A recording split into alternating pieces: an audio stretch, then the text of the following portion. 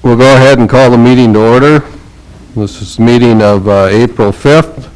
We're going to note that Commissioners Frenzel and Steiner are absent. The first item of business is the order of business, and we do have one addition to the order of business, and that's going to be a timetable agenda item at 5:35. Dr. McCollum, the DSU president, is going to give us a short update on Dickinson State University. Are there any other changes to the order of business? Hearing none, then the chair would entertain a motion to approve the order of business with the change I indicated. I'll make a motion to approve. And I'll second. We have the motion, the second. Any discussion? Hearing none, all in favor of that motion, please say aye. Aye. Those opposed say nay. The motion carries. We'll move to the consent agenda. Are there any items on the consent agenda you wish to discuss? Mr. President, I'll move for approval of the consent agenda. Second. We have the motion, the second. Any discussion? Hearing none, we'll vote. Mr. Jackson? Aye. Mrs. Stuckert? Aye. Chair votes aye. So the motion carries. We'll now move to tab 4, the non-timetable agenda, and the first item we have there is the Board of Equalization meeting. And Mrs. Zent. Thank you, President Johnson and Commissioners. I am here to ask for an extension for the City Board of Equalization. Normally, we meet the second Tuesday of April. However, this year, I'm asking that we can move that to Monday, May 3rd at 4 p.m. And that will help us allow adequate time to meet with our property owners. We do have to send out notifications 15 days prior to the board meetings, so. Will an hour and 15 minutes be sufficient time, do you think? I'm hoping it will be. We never know until we get those notices out. We have approximately about 970 notices that we're processing that will go out, which is quite a bit less than last year. Okay. So, yeah. So you need a motion to move the meeting to May 3rd at 4 p.m. Yes, please. Okay, would someone care to move that motion? I will move, Mr. President. I'll second. Okay, we have the motion and the second. Is there any discussion or comments, questions for Mrs. Zent? Well, hearing none, we'll vote on the motion. Then Mr. Jackson? Aye. Mrs. Stuckert? Aye. Chair votes aye. The motion carries. Thank you. Okay. We're going to move to the timetable agenda item, and the first item we have there is a presentation from Mark Jesser. He's the Regional Aging Services Program Administrator, so welcome, Mr. Jesser. Good afternoon, President Johnson and members of the Commission. Thank you for allowing me the time on your agenda today. My name is Mark Jesser. I'm the Regional Aging Services Program Administrator at Badlands Human Service Center. The focus of my responsibilities is in the area of services for the senior citizens of Southwest North Dakota.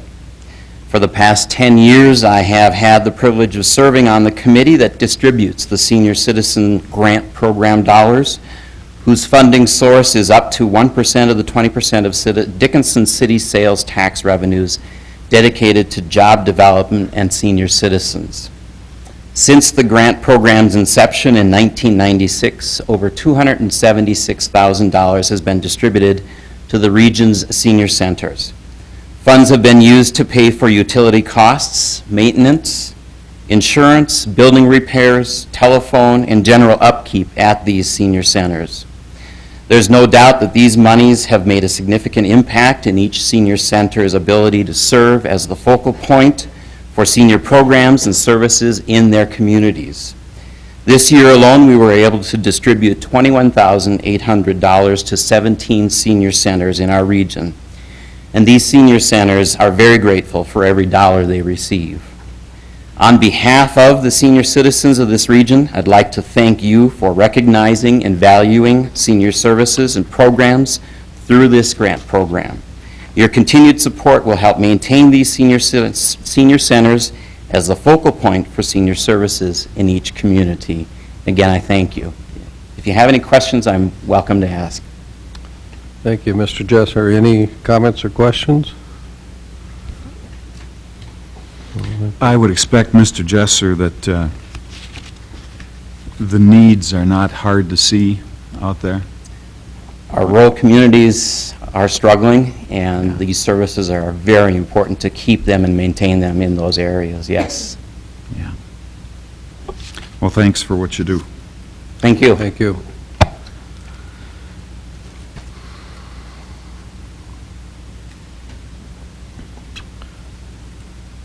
We're running just a little bit ahead. Dr. McCollum, I think we could squeeze you in now if you're ready to go. Okay, we have Dr. McCollum from Dickinson State University to give us an update.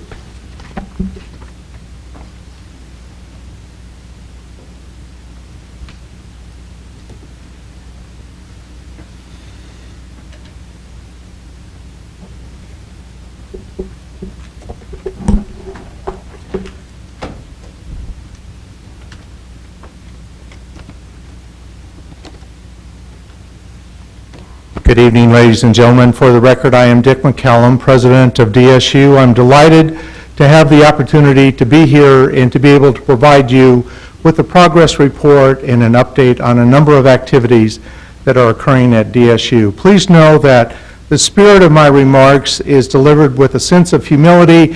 It's not meant to brag or to boast. It's simply meant to inform, to share information, and to keep you updated in a transparent sort of way. My remarks are really channeled in two directions. I would like to talk for a few minutes about the future focus that we have at DSU, a plan that has been nicknamed DSU 2015. And in just a couple of minutes, I'll draw your attention to a couple of the handouts that are in the packet regarding where we want to go, the vision that we have, and the goals that we are pursuing for the next 5 years. I also want to give you an update on calendar year 2009. And in this packet, you will find an annual report that outlines a number of benchmarks that we are very, very proud of regarding accomplishments that occurred in the year 2009. I also then will close with a potpourri of announcements regarding upcoming conferences, activities, and events by way of sharing information.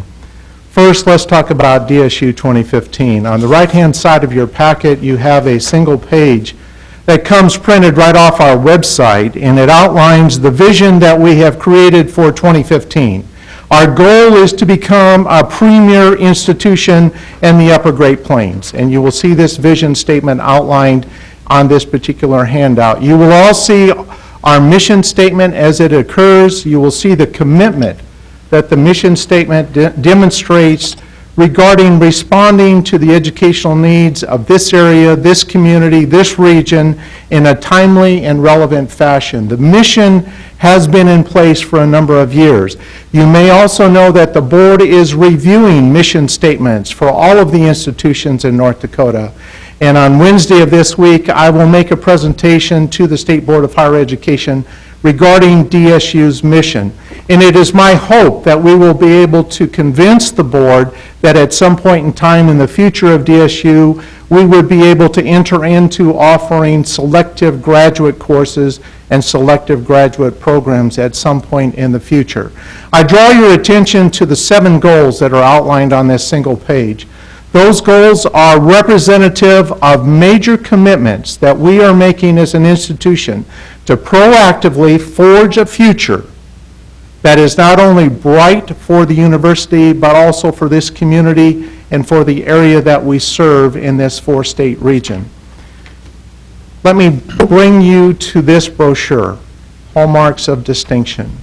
On the back side, you will see an expanded version of the vision for 2015, along with the 7 goals. Embedded in those 7 goals is a commitment to academic excellence. We have launched a major effort using institutional funds to advance continuous quality improvement within our curriculum, to further internationalize our curriculum so that we are in touch and relevant with the global setting that we find ourselves in, and to advance teaching and scholarship across our curriculum. There are some wonderful things that are happening as a result of these efforts. We have a couple of departments that are now pursuing academic accreditation from national accrediting agencies that we have not had in the past. You know, traditionally, we have been nationally accredited in teacher education and also in our nursing education program. We are pursuing a couple of other program areas, one of which we stand on the threshold of being accredited, we hope, in environmental health. And if we are able to secure that, we will be one university in a great distance that has that particular accreditation. And so it's an exciting possibility for us. I will also bring to your attention the annual report that you see on the right-hand side of the packet. Calendar year 2009 closed with a number of significant accomplishments. What we hope to be able to do with our focused effort for the future is to sustain that momentum and to be able to advance our academic and our campus life. You will notice in the Hallmarks of Distinction brochure that not only have we achieved a number of great accomplishments academically, but our campus life is very vibrant, with the residence halls being full, record-setting numbers of student clubs and organizations across the campus, a great involvement from our faculty and students in the campus life of the campus. And so you will see these represented in both the Hallmarks of Distinction and in the annual report. On the left-hand side, you see a yellow page.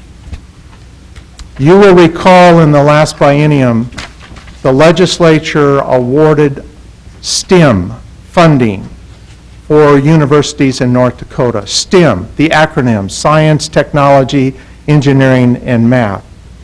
From that legislative effort, we received $250,000 for the biennium from the legislature to launch science, technology, engineering, and math programs. You will see that we are moving forward with a great deal of vigor on this effort, and our connections with area schools is very significant. We are trying to connect with school teachers and students in the K-12 systems to turn young people on to science, technology, engineering, and math disciplines, with the hope that they will advance through high school and move into college with an academic preparation that prepares them for exciting career opportunities in the STEM disciplines. I want to mention to you just very briefly this tall brochure on the left-hand side relative to the Strom Center. You know that there are 6 lines of effort that are taking place at the Strom Center. The Center of Excellence project is that lead effort. I want to publicly thank the various organizations and individuals who are donating the money to match the funds for that Center of Excellence project. The donations are running ahead of schedule, and we very, very much appreciate the support from the different businesses and groups that advance that effort. Within those 6 lines of effort, we have also a number of conferences that we sponsor. And our 10th annual Strom Conference, which is this little index card reminder, is coming up around the corner, April 21st, 22nd, and 23rd, to be held at the Days Inn. We believe this 10th annual Strom Conference is going to be one of the best that we've had in terms of Strom conferences. Mr. Strom is coming back to speak at the conference, and we're absolutely delighted that he's going to be able to be with us. A great lineup of speakers for the Strom Conference. We'd like to make sure that everyone understands and that they're invited to participate fully in the Strom Conference as it unfolds. A couple of other program announcements that you see listed here. You may recall I talked to you several months ago about this national grant sponsored through Senator Dorgan to advance energy symposiums.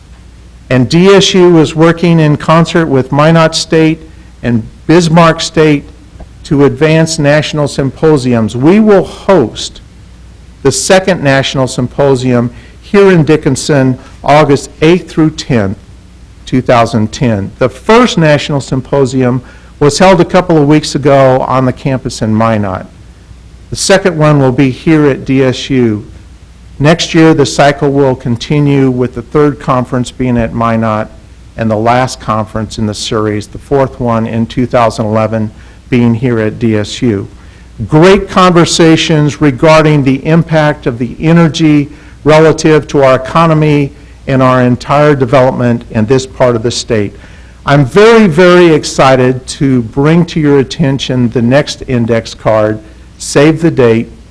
We are looking forward to having an open house for the new Badlands Activity Center. The governor has agreed to come and be part of the ribbon cutting ceremony that is scheduled for the morning of May the 10th. We hope you mark that on the calendar. We're going to invite the community. Coffee and donuts will be available. We're going to be giving tours of the facility. We believe that the new Badlands Activity Center is truly a new crown in the Queen City's crown. And we believe that it's something that everyone is going to be excited about. Finally, I've mentioned this to you before, and I want you to know that we're moving forward with a lot of exciting plans for the next Theodore Roosevelt Symposium. Our Theodore Roosevelt Digital Library project is moving forward with a great deal of momentum. We believe that we will soon enter into a partnership with Harvard University in order to secure the digital files that Harvard's collection of Roosevelt documents includes. We are also excited about the fact that the symposium in 2011, as you know, is going to be conducted in concert with the TRA's annual conference. It's going to be exciting to have the Theodore Roosevelt Association and the membership of that association here in the community and part of that conversation. That's a very, very quick overview. I'd be happy to respond to any questions that you might have. Thanks for the chance to give you this progress report and a quick overview of things that are taking place at DSU. Can you tell us a little bit more about the status of the Badlands Activity Center? Will it be completely finished when you have the ribbon cutting and the open house? The interior of the building is scheduled to be turned over to us the first week in May. We believe that once the punch list is complete and all the quality checks have been finalized, that the open house will be the first event inside the building. The exterior is going to take a little more time to finish, and that's been weather dependent. There has to be some work done on the exterior. We need to pour some additional asphalt. We need to pour some additional concrete. And so the exterior is going to be finished out during the month of May and perhaps early June. The inside of the building is ready for an open house, and we're excited to be able to invite the community into the building. Then, I understand you just came back from a trip. I did. Can you tell us a little bit about your trip, where you went? Absolutely. It was our pleasure to be able to be part of the Lieutenant Governor's team that went to China. The Lieutenant Governor and the North Dakota Trade Office organized this trip. The focus was on agriculture and energy. For DSU's participation, it included connecting with universities in China who are interested in partnering with us in the area of agricultural studies. Dr. Chip Poland, the chairman of our ag department, went with me. We had a wonderful set of meetings and discussions. We signed a new memorandum of understanding with their premier land-grant university for agriculture and forestry in Yangling. That was something that I believe has great importance for us as we move into the future. That particular university is designated as both a 211 and a 985, and in that context, what that means is the 211 universities in China, there are 100 of them, and they're designated by 2020 to become world-class universities. And they are pouring resources into those universities to develop world-class faculties, world-class programs, and world-class facilities. Northwest A&F is one of those 211 universities. They also have in China a 985 designation. There are only 39 of them in China. and they are designated as premier research institutions. Northwest A&F is a 985 institution as well. It is the only university in China that is both 985 and 211 designated. And so we are excited about being a partner with them and what that might mean for our agricultural program and the exchange of ideas. And Dr. Chip Poland already started the exchange by delivering a major seminar to an assembly of their faculty and students while we were there. We're off to a great start with that new partnership. Good. Any questions from this end of the table? None from that end, I take it. No.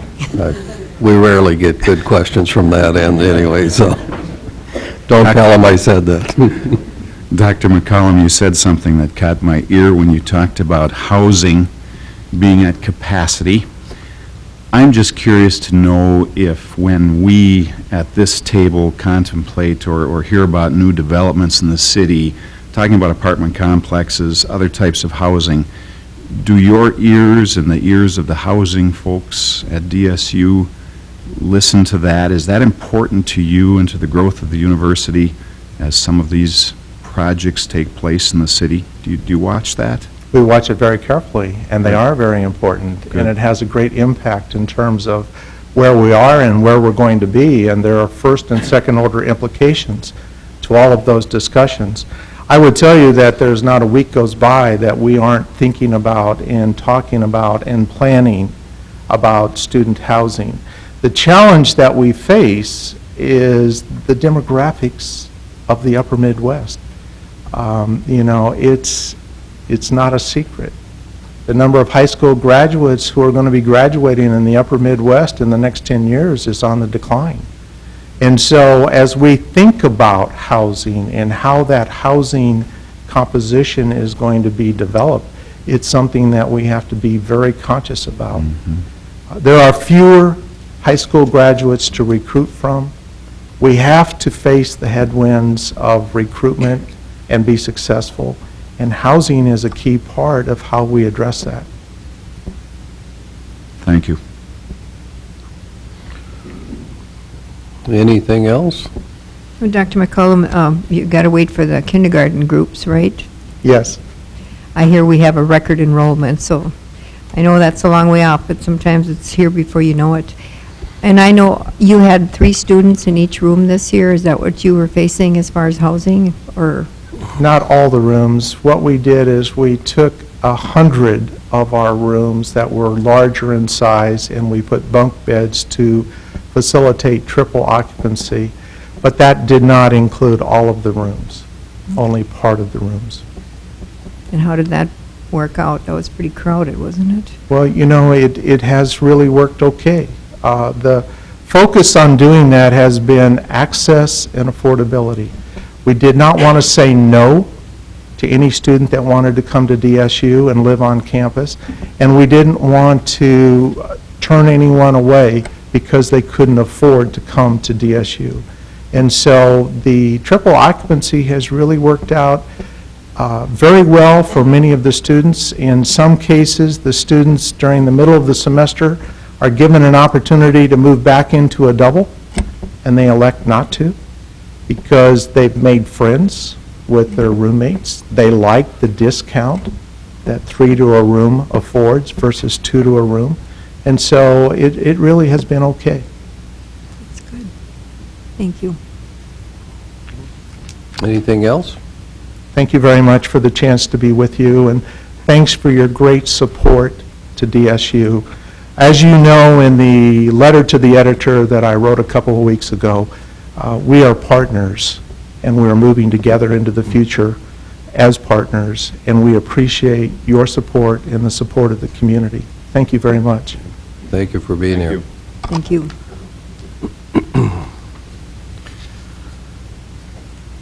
We have a timetable agenda item for a special use permit regarding the River of Life Church. And Mr. Sorn, can you introduce this item? Yes, thanks, President Johnson. City Commissioners, we did receive a request from the River of Life Church for a special use permit to construct a parking lot within a community commercial zone. The lot is located directly east of Job Service on Osborne Drive.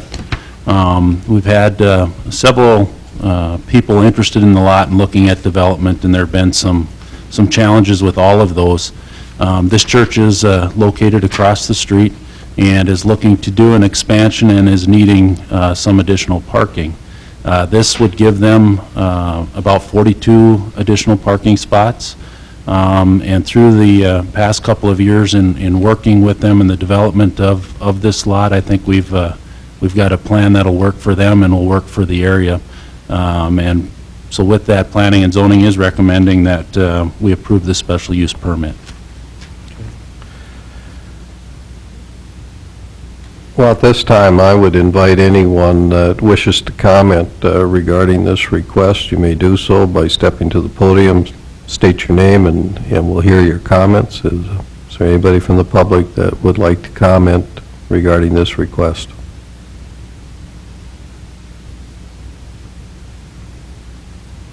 Okay, there's no one that wishes to comment. Would there be any comments from city commissioners or any city staff?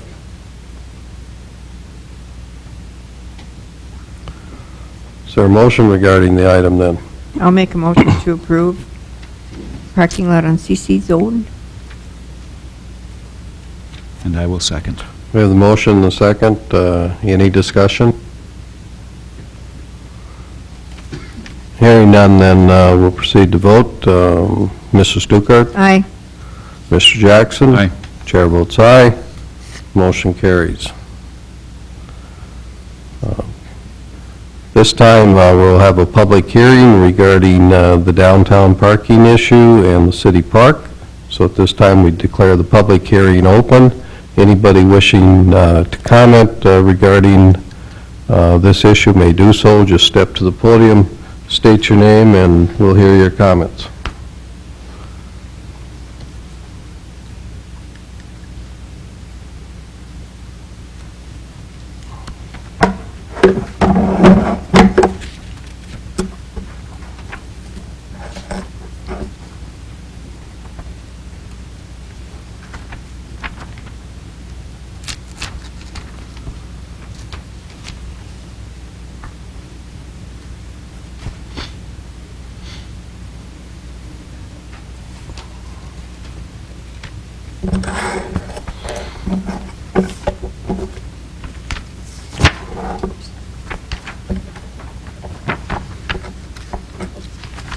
Dick Payne, President Johnson, City Commissioners.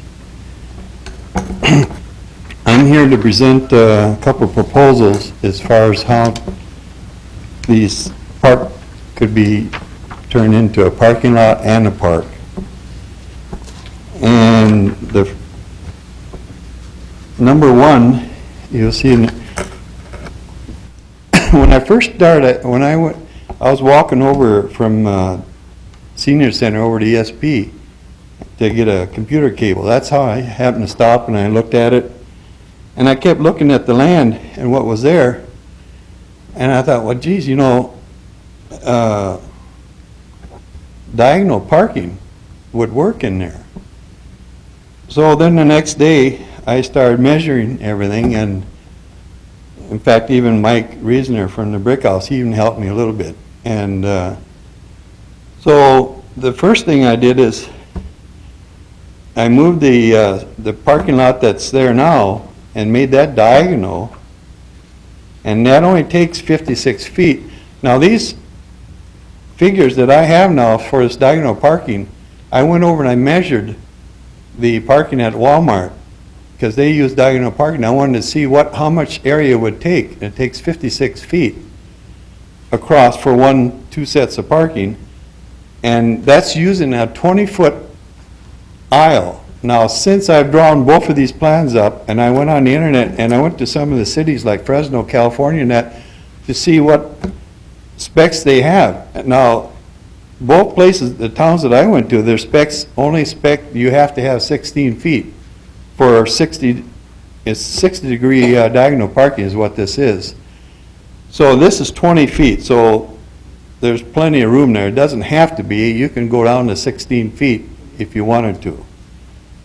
Now, if you look over there, now that shows how the diagonal parking would be if you came from Sims and then you made a right turn right away into the first section. And the reason I drew that up was because the forestry, they're trying to save their park, part of it too. So I thought, well, if you go that way, then that leaves 8.5 feet of shrubbery. But and there's a tree it's from the sidewalk in, the only one along Sims.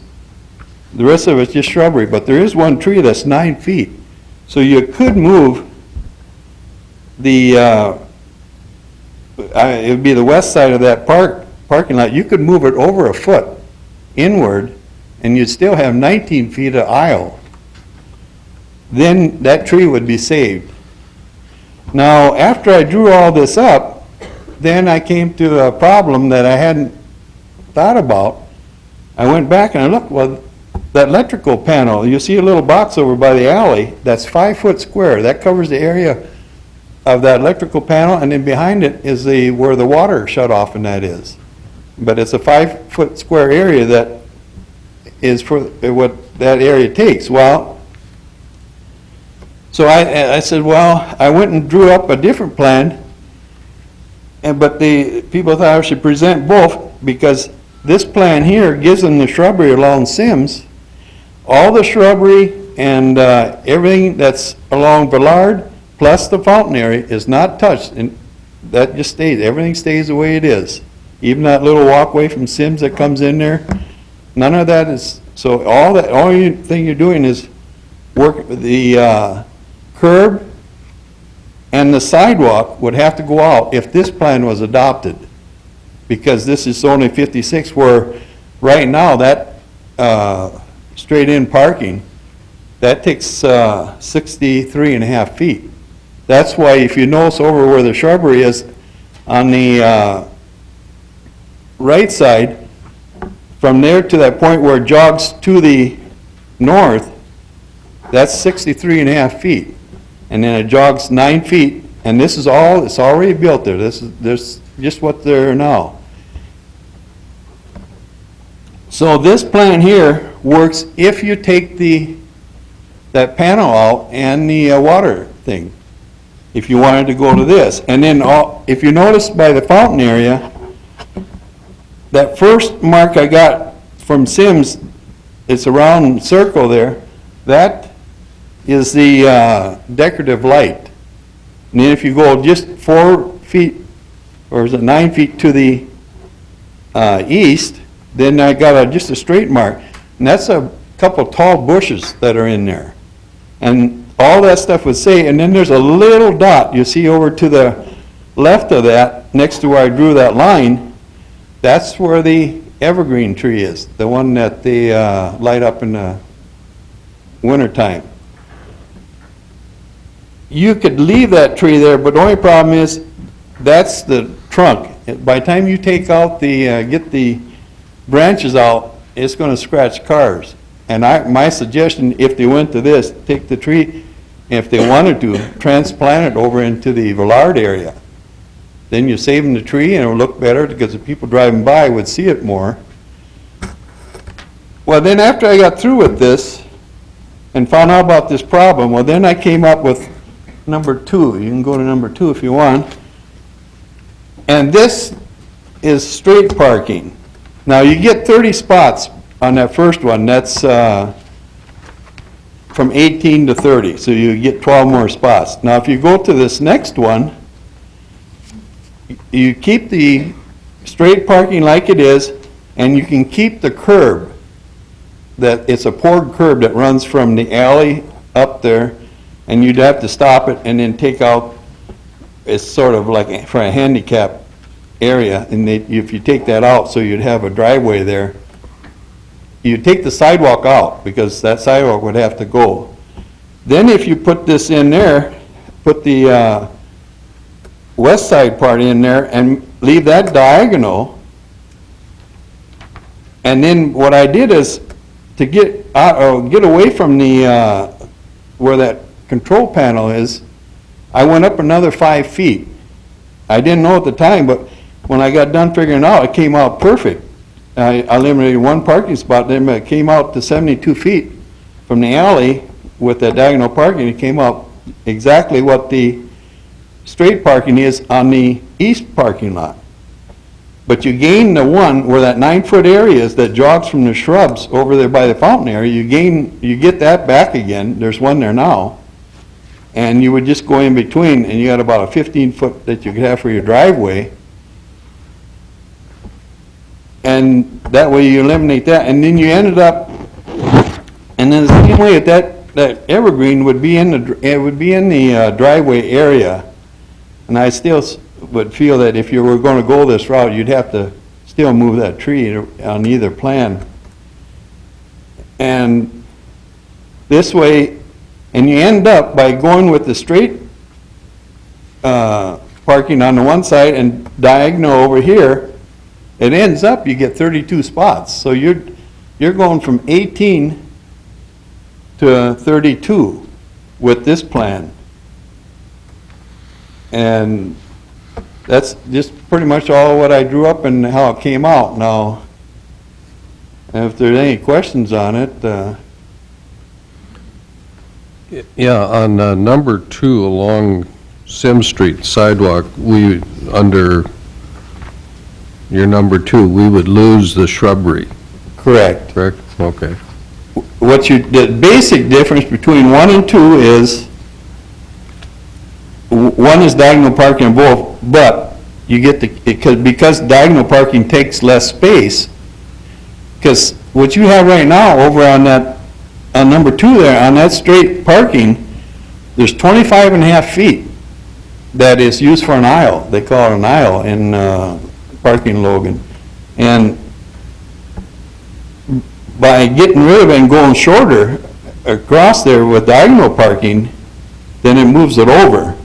And the difference is, one way you get shrubbery, and then that box is there, but the box can be taken out if you went that route, that control box. And because most of this area over here on the west side, most of that water, the irrigation is all above ground. Now, that's going to be coming out anyway. Now, the electrical, there is some boxes in there where they plug in, like for the tree and that. Now, I don't know what the city would want to do, if they want to take and relocate that whole thing for, basically, all they're going to be using it for would be the shrubbery up by Villard. So whether they take it out or want to take it out, I have no idea. But it's going 2 ways. One way you can leave it, if you don't want to touch it. And then if you go to the straight plus diagonal, you actually get two more parking spots. And now the difference in the width, now, right now, over in this east side parking, straight-in parking that's there right now, it's 9 feet per parking spot. But I measured it, and it's 96 feet to where it says shrubs. So I just took the 10 spots and divided in. That's how I came up with the 9.5 feet. Because somewhere along there, one of them, it's got to be bigger. I don't know which one it is, 'cause I didn't go and measure each one. And then it's 9 feet on the west side of that parking area. Now, what you end up with on the number 1 with the diagonal parking, so I put them all at 9.5 feet. And 10 feet on the parking for next to Sims. On both of them, that's 10 feet. And the reason I did it is because there's 80.5 feet from the alley to that little walkway from Sims off the sidewalk that walks into that fountain area. So even if I go 10 feet, I'm clearing it by 1/2 foot. And that's how I came up with, let's go with the widest one, because the parking over at Walmart, they're all 11-foot spots. But yet, at the plans I looked at on like Fresno and all that, They even consider 9 foot, and that's why you got 9 foot now in the straight parking. So I thought, well, if we go 9.5 and 10 foot, because they consider, the way I understood, when I was reading it, 9 foot is considered handicap parking. And that's why you guys don't have no handicap parking in that parking lot, because actually 9 foot meets that requirement as far as the way I interpret it. Now, I might be wrong on that, but, that's why I just left it I went to 9.5 because it was available, and then 9 foot on the west side of that first one, that east parking lot, and then I went 9.5 on the diagonal parking, on the west parking lot part of it, and then 10 foot on the other one because it was available. And I just wanted to fill up that area. But all them areas, regardless of which plan it is, you're saving a lot of the shrubbery. Because even on this number 2, you don't have a lawn Sims, but you still get it all in that area by the fountain area coming out. Plus, you don't touch the shrubs over there along Villard. So I felt, well, it's gonna look a lot nicer than what it does now. Now it's got a, I don't know, like a dirty looking, it's dark and black, and this way you brighten it up, and you can, in that area where that decorative lamp is, that whole area, instead of being shrubs, I would suggest have somebody plant flowers. It would look a lot prettier, make it look nicer. And then you still got the fountain area. And Well, I have to compliment you. This is, I think, very innovative in a couple of respects. One with the diagonal parking and the other with your flow of traffic through there. I think you've done a good job. It's a good innovative idea. yeah, it's a suggestion if the city was gonna go to, making parking in there. The biggest advantage was the amount of parking that you get out of it. It would really help the area. In fact, you brought up last time to me, about whether the seniors, would want to walk there. Well, I've walked it. I walked from the door of the senior center over there, and, first of all, I'll state, on Saturday, I walked 1 block to see how many steps there's for 1 block, and that's 118, just my normal steps. Well, if you walk from the center towards that parking lot, go through the alley past the Eagles, it comes out to 118, which is a block plus about 25, 26 steps. So you're talking maybe 80 feet more, and you'd be into the east parking lot. Now, I think it'd be quite an advantage. I think if the seniors that come were aware of it, that it isn't that far. It just seems like it's farther, but you're talking about staying just about within 1 block of the senior center, and you'd still, and then if they had these 2 parking spots, and you get the employees parking in there, and plus, I'm sure there'd be some open that if the seniors are coming to go to play cards or something during the day, that there probably would be some available.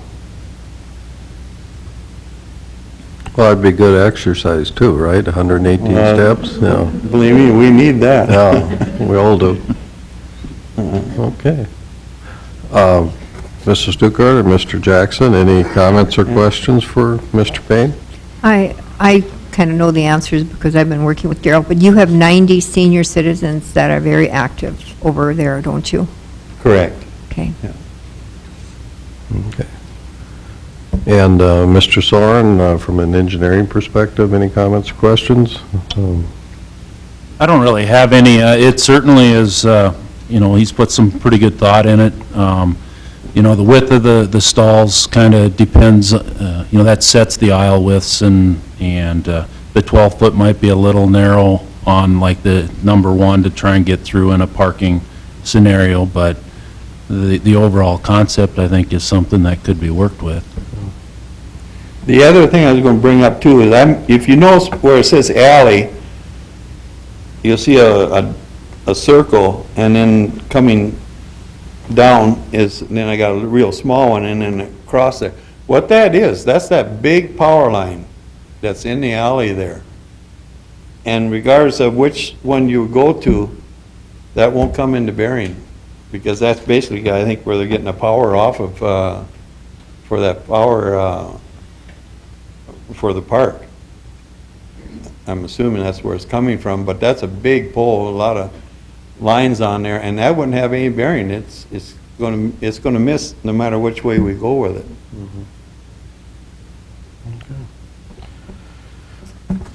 Well, if you need a drafting job, you can apply here at the city, too. I mean, it looks like you have some drafting ability there, too.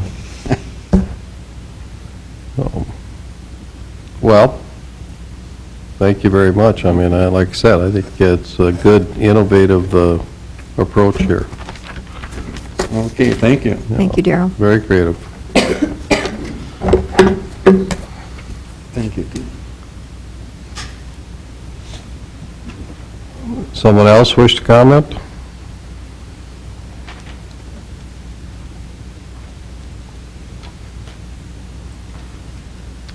Hi, my name is True White, and I really didn't plan to speak tonight at all, but I can see that this is the last opportunity to talk about this plan or this issue. And it seems to me as though there's a gorilla in the middle of the living room that's being totally ignored, and I really can't figure out why. And that is that piece of land that's cat-a-corner across the street south of here and to the east. The 5 lots, 5 25-foot lots, which would make it 125 by 141. And it's the very last green spot in downtown Dickinson. I've owned it for, I don't know how many years, but for at least 15 years or so. And my dream has always been for it to be a park for the city to keep in perpetuity, whatever that is, in perpetuity. Not a children's play park, but a park that I can go into detail at some other time, but I guess I would just call it an art park. And I have resisted selling it to corporations and companies that have, and individuals who have come to me and asked about purchasing it with the hope that I would be able to leave it to the city forever as a park, since it is the last the last green spot. And it's interesting to me, and really just leaves me wondering why nobody has mentioned this ever in all of your discussions. It seems as though it all surrounds that one Bitsy Park that some feel need to be turned into parking, and yet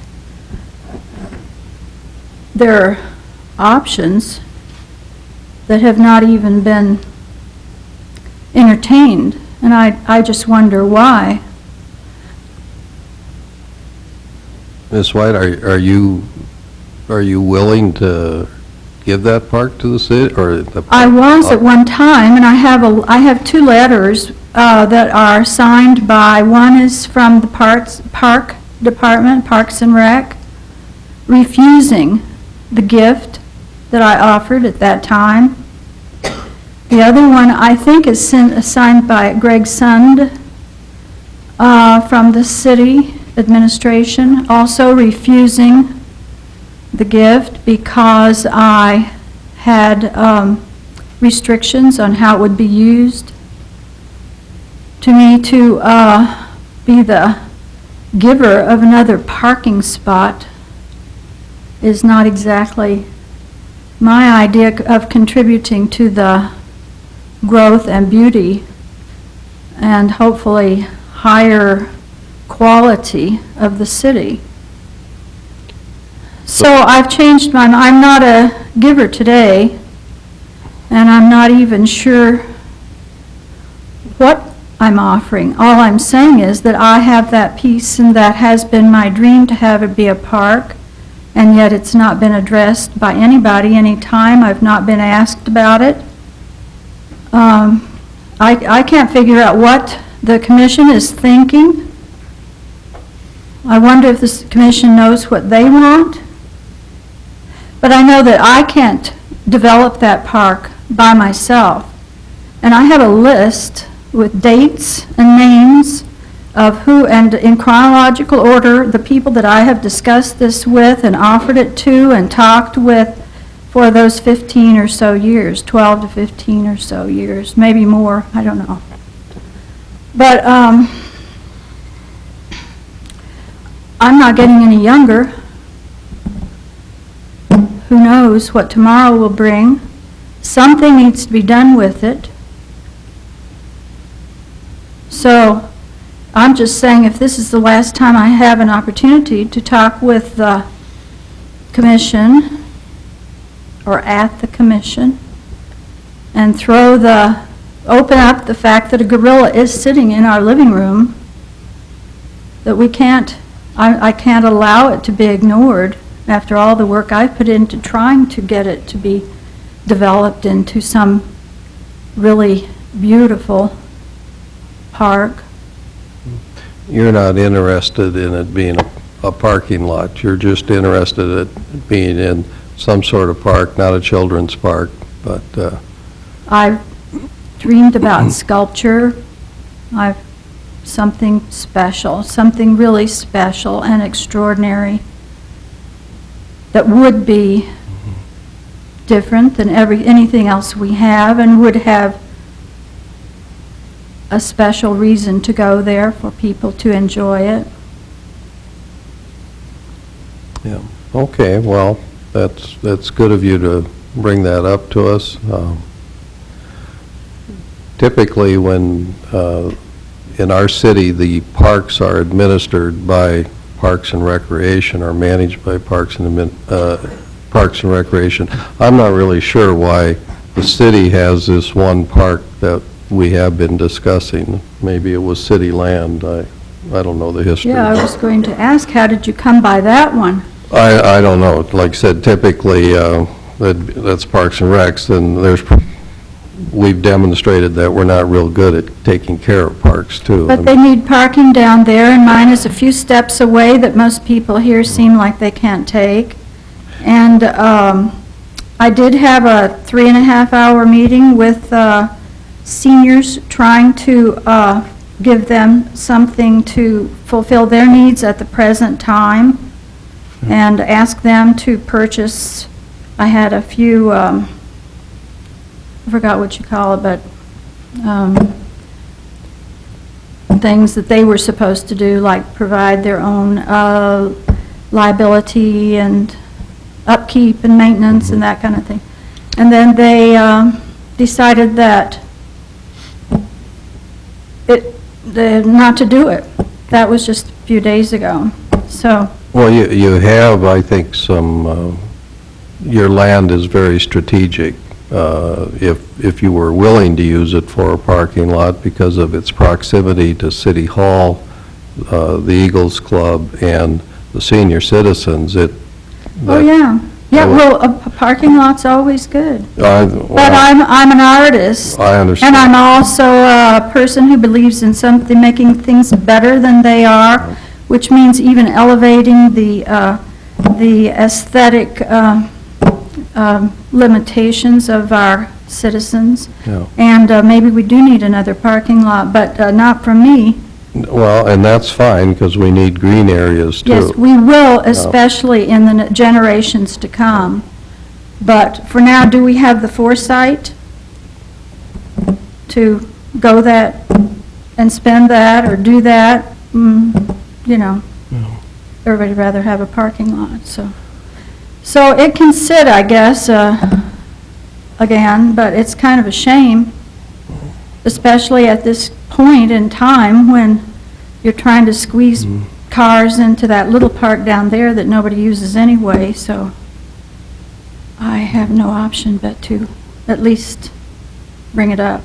Well, we thank you for doing that. It's good to know what, again, what your vision is for your piece of property, and it does have a good strategic location. But I had to come to you. Well, that's fine. I would mean, rather you had come to me. well, I'm here. just, that's good that you're here, and Yes, it is. so thank you for your comments. Thank you. Anybody else wish to comment?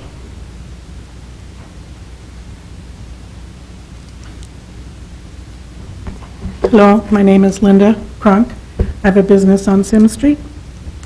I know the topic is to remove part of the park for some parking spaces. Personally, I'd like to see the entire park go. I understand that there's lots of money that's put into this park, but it's not working for the best interest of downtown, as far as I can tell. In a business, when we put an idea together and it doesn't work, we just pick up and move on. Well, this is one of those things. This is the park, and we just need to pick up and move on, pick up the pieces. We can utilize a parking lot all year round, where that park is only used at Christmas time. I look at it another viewpoint too. A parking lot is not the only solution. In October of '08, I did a survey of the vehicles on the street. I found that 10 vehicles parked on the street on a regular basis, whether it was all day long or part of the day, but it was almost every day. In March, I again took another survey since the last meeting that we had, and I found some of the same vehicles were parked on the street again. From what I see, we don't have any rules. So if the boss says you can't park in front of my business, what's to stop them from going around the corner and parking in front of somebody else's business? If employees would park in parking lots, there would be room for customers to park on the street. And the same with the seniors. You know, if they'd have a space to park to go to the Sunset Center.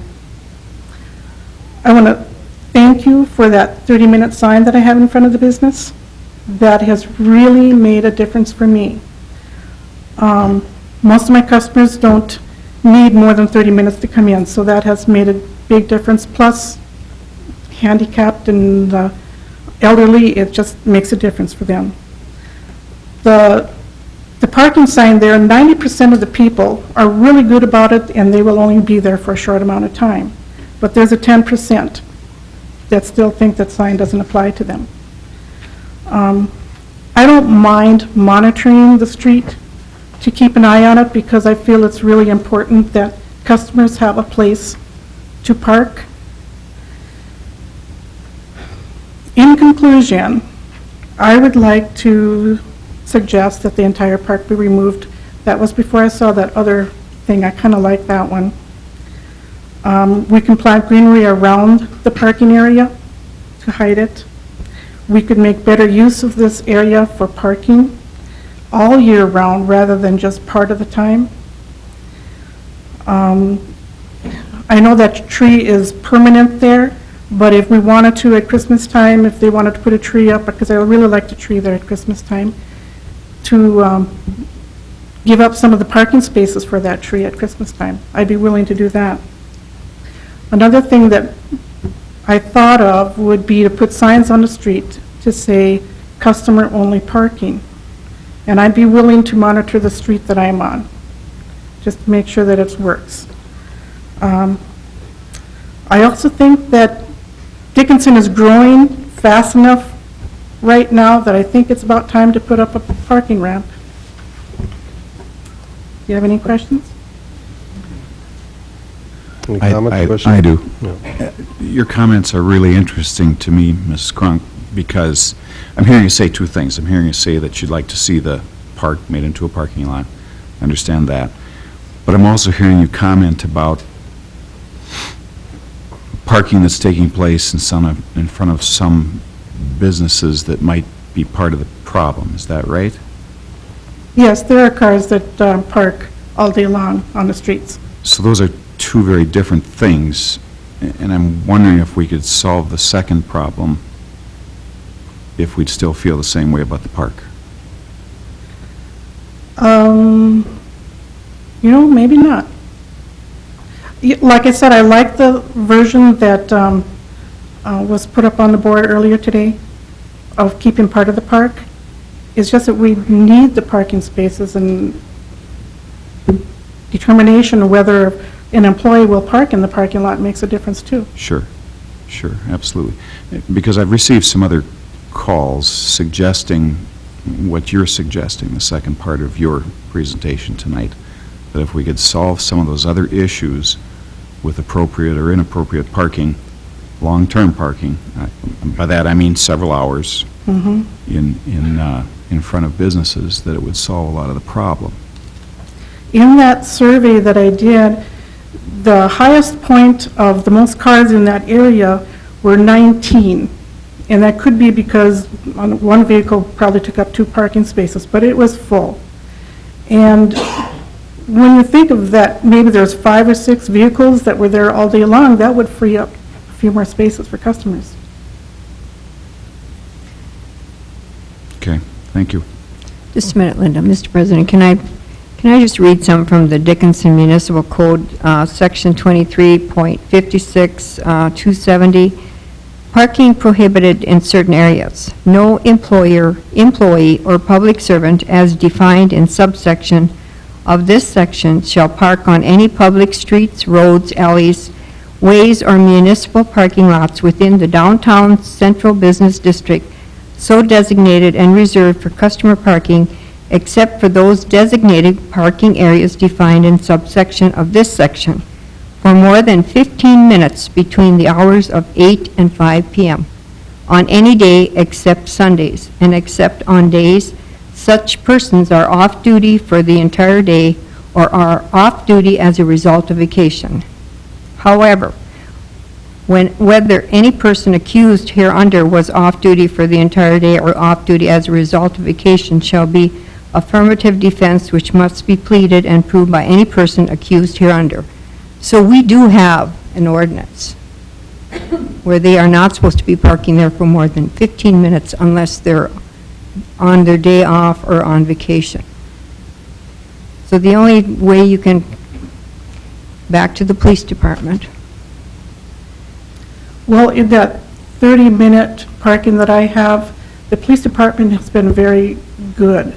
When I call them and say that vehicle's been there an hour, they come. They've been really good about that. That's why I said I'd be willing to monitor, because I understand the police department is really busy. I don't think 15 minutes is enough time, even with that. As you look at the people down the street, like the Brick House and other places, Bogies, they need more than 15 minutes to park.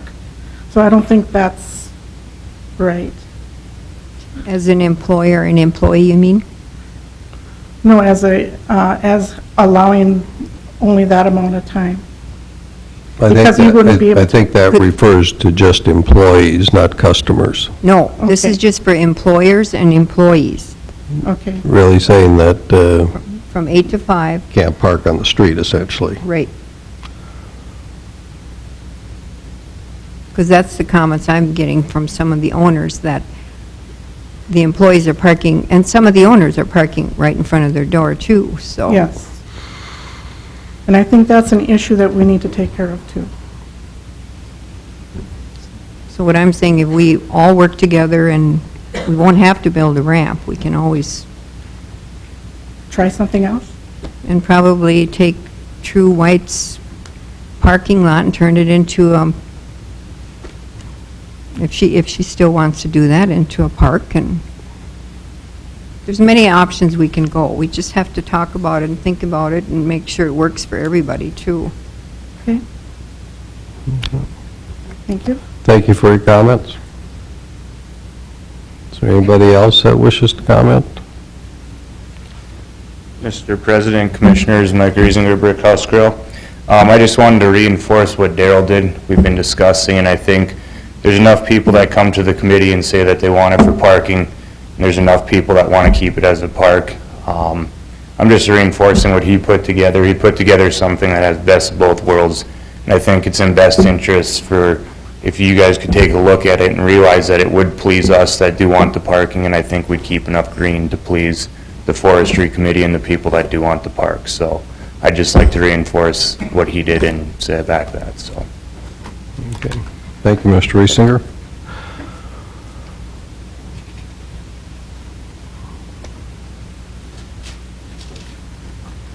Good evening. Thank you for letting me come. I'm Rebecca Hoffer. Can I present this to you? Absolutely, yes.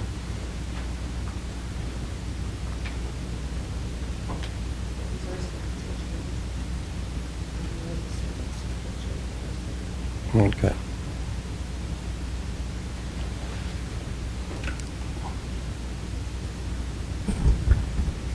I think it's nice, some of the things that were brought up tonight, way more than the last meeting. I also have a proposal, too. I think in some ways we're kind of losing sight of what this really is all about, and that is getting more parking for customers. And the park, I liked his idea, I liked his drawing. I have one question about that is, where do you enter the parking lot? I think from the alley is the way you had it drawn. Okay, if the entrance is coming from the alley and the truck is unloading, how are we getting out? Well, that would be a problem, I would assume, if trucks park in that alley. And they do. So, an alley, to me, is not really used for entrances into parking lots, from my understanding of city parking. I mean, the alleys are to get out of there, especially the one that comes behind Green Drug, which I am representing Green Drug of all the employees. We have a one-way coming past our store in the back, and everybody's pretty good about that. But coming in, entering in on an alley, you could make it one-way, but that does present a problem because the trucks really have no place else either. We have trucks parked on Sims unloading, and trucks parking in this alley too. Now, the goal for myself was never to take out a park. I mean, I'm just concerned with city parking, and sending some pictures around of what is city parking. And this is what I've observed with the pictures that's getting passed to you, is that if they took out that section that he proposed earlier and and I grew up in a city, so yes, the diagonal parking does give you more parking spots. It's the alley entrance that's a little confusing, as far as getting in. If the city parking that already exists was paved and maintained with new lines, you'd have a lot of parking places there that's already existing, just needing to be paved and new lines. Now, I don't know what all those little black signs are numbered. I don't know what that's supposed to be, or who's supposed to park there. Does anyone? Burlington Northern, is that the ones you're talking about? Yeah, well, but that's the city parking lot, so Are you are talking, they designated, is that their section that runs along the tracks? you're talking the west parking lot, Mhm. west of the depot? Yep, Not the extreme west end that, the one that proceeds, it's not paved, it's gravel and where the It's not paved. recycling bin, is that belong to the railroad? no, that belongs to the city, that's ours. Okay, so we've got all these little black, and no one parks there. Probably because of the little black signs, thinking that it is Well, the, And it's not paved, and it was full of snow this year, and and as you can Yeah. see, it's quite a But there a is garbage. Well, yeah, if we clean that up and pave it and stripe it, which is what you're suggesting, I'm saying that's going to give you a lot of, there's quite a few parking spots. oh, absolutely. That, and proper lighting, And that would make excellent, not only customer parking, but it'd be great employee parking. 'Cause Absolutely. It's a little further away. but you, you know, even pedestrians, you know, I know a lot of people don't want to walk to the light, you know, and everybody's, and Bullard is a busy street. I know there's a speed limit, but it's a busy street. But, you know, getting the pedestrian walkway, brightening that up a little bit, showing it, you can even, you know, put another speed limit in there too, you know, to remind people, because it's really busy. And the park really isn't being used, and so you'll see one picture that in the city parking lot, from the curb to the sidewalk, is nothing but dirt. And a lot of the shrubs that are in the park, if you decide to go that way too, to add parking places, could be transplanted into, because that is just solid dirt going all the way down, and we are talking about keeping downtown Dickinson, you know, looking nice. Add a couple trees, put the shrubs in, and there is that one, you know, very large tree that's in there, and I keep, every time I hear someone say about the tree, I just keep thinking about our president that moved a 100-year-old tree and put a sewer system in, and then put it back. And I'm just thinking that, you know, if it's carefully done and maintained, you can move some of the shrubberies without killing them off. And if the parking lot goes into the park, and all that's left is the fountain, which doesn't run, and the bench, are we really going to sit there and enjoy this park with the Bullard being as busy as it is, plus all of the traffic that's going to be coming in and out of this parking lot? Is this really going to serve the purpose of saving this park? Is, you know, when it comes right down to it. And I wasn't here when they put the park in, but I think the whole issue that I'm seeing is, it's just to get city parking. It's to get some parking for employees, and the 15, 30-minute parking, you know, when I come up on my day off, I know I'm shopping longer than 30 minutes with this, you know, a lot of the cute stores, and other people are too. But, so I don't really know if that's a solution on the Well, main aga- streets. Again, what Mrs. Dukart was reading doesn't apply to customers, just applies Just, right. to employees on their workdays. Well, since our last meeting, I have noticed that in the west end of the city parking lot, more people have been parking facing Bullard, No. because they didn't know it was city parking. But no one's still parking where the little black signs are, because I think they Oh. all think that's railroad all the way down. Maybe it was at one time. Sean, do you know what those signs are? Well, they are designating parking spots within that lot. Who put them up, if it was West Winds or the railroad, or prior to us getting it, I'm not sure, but that's what the signs are for, is showing, instead of the painting because it's gravel, that Oh. this is a parking spot here. It's not reserved parking. It's not, okay. So that's kind of my proposal. I mean, I'd love to see, you know, I saw what he did. He put 32 spots in, where at the beginning, we were only at 14, 15 spots. But we have a very large city parking area that if that was I don't- repaved and... Yeah, I don't think you're going to get any argument from us on that.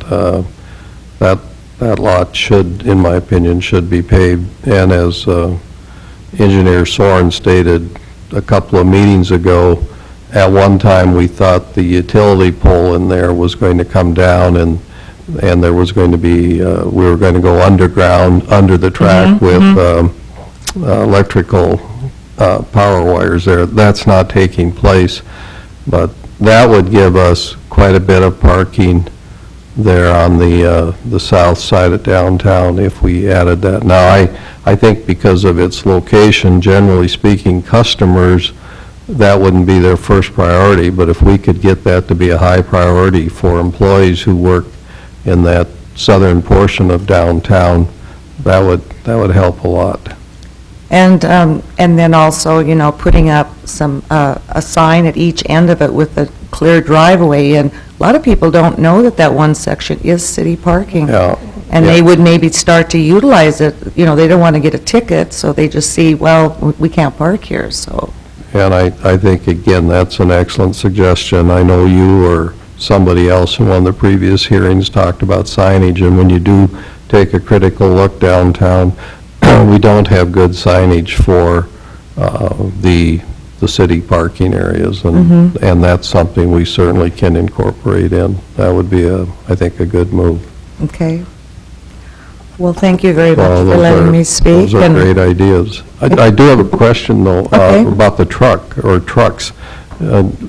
Generally speaking, what are they unloading, and how long do they have to, Well, you know, there's nothing much time does posted it for take? how long they have to be there. I know they rush as fast as well, I they mean, can. typically, how long does it take them, I guess is what I'm asking. I'm going to say 15 to 20 minutes. And what kinds of materials are they Well, it must unloading? be for the bridal shop or whatever businesses are down a little bit further from Sims, because you're, Are these typically 53-foot trailers, too? I mean, are These are they big, the yeah. really big ones? Yeah, well, I go by the trailer, so I'm going to say it's one long trailer. I mean, it's a large truck, and so it does block, because when I do park on the, in back there, if that was a one-way going the wrong way, I would have to wait for that truck. Yeah, I guess I'm just trying to understand if there's another alternative. I don't know where, unless they park right in the middle of the street on Sims and unload.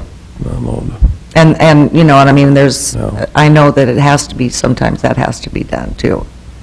Well, yeah, But I'm just saying, if you get 32 cars parking in there, you know, and you've got a semi, you're going to have, you know, they aren't going to get out. well, just think how much longer they'll have to shop downtown. That's true. You know, What about us poor employees? We want out of there. Want out. And I'm not sure, again, on the park, how much lighting, or the city parking, if it's fairly lit up, but as we have darkness a good majority of our year, it's safe to have Yeah. good lighting. I'm sure our engineer, when he looks at how to develop that lot, along with signage, will look Okay. at lighting, too. It's important, Okay.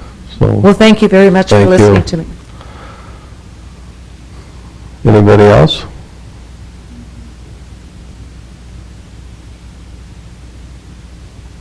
Okay. I'll just make one comment. Since our last meeting, I did go over and talk to George Ailes, and George is the CEO of American Bank Center. And it's my understanding that American Bank Center has purchased the former Macoff Kellogg building, now the Eviltoft-Sickler building. And what I was interested in talking to George about was his plans for that building. That's on the north part of our downtown area, and he told me that he was very much considering putting that into parking for employee parking, and I'm not sure how many employees American Bank Center has downtown, but I think it's in the area of 60 or 70 employees, and that's, you know, they have to park someplace too. So I think when Eviltoft-Sickler makes their move to their new building, there's a good chance that American Bank Center is going to turn that into parking. And it's been my own personal observation as I drive through downtown and try to pay more critical attention to parking, that it appears the north end of the downtown probably has even more parking pressure on it. And I think that, again, is largely due to we have a lot of employees down there with the law firm and a couple of banks, a couple of law firms, actually. So I think in the long term, that would help quite a bit. So, of course, American Bank Center would be their property. They're always free to change their minds, but that's their thinking now, so.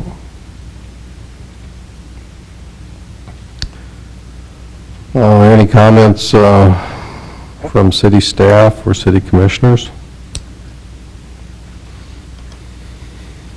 Okay. Mr. President, I think this should be discussed, and I don't know if staff wants to bring it up, or we can talk about it up as commissioners. Well, no, I think you should bring it up. That's a little study they've done. Yes.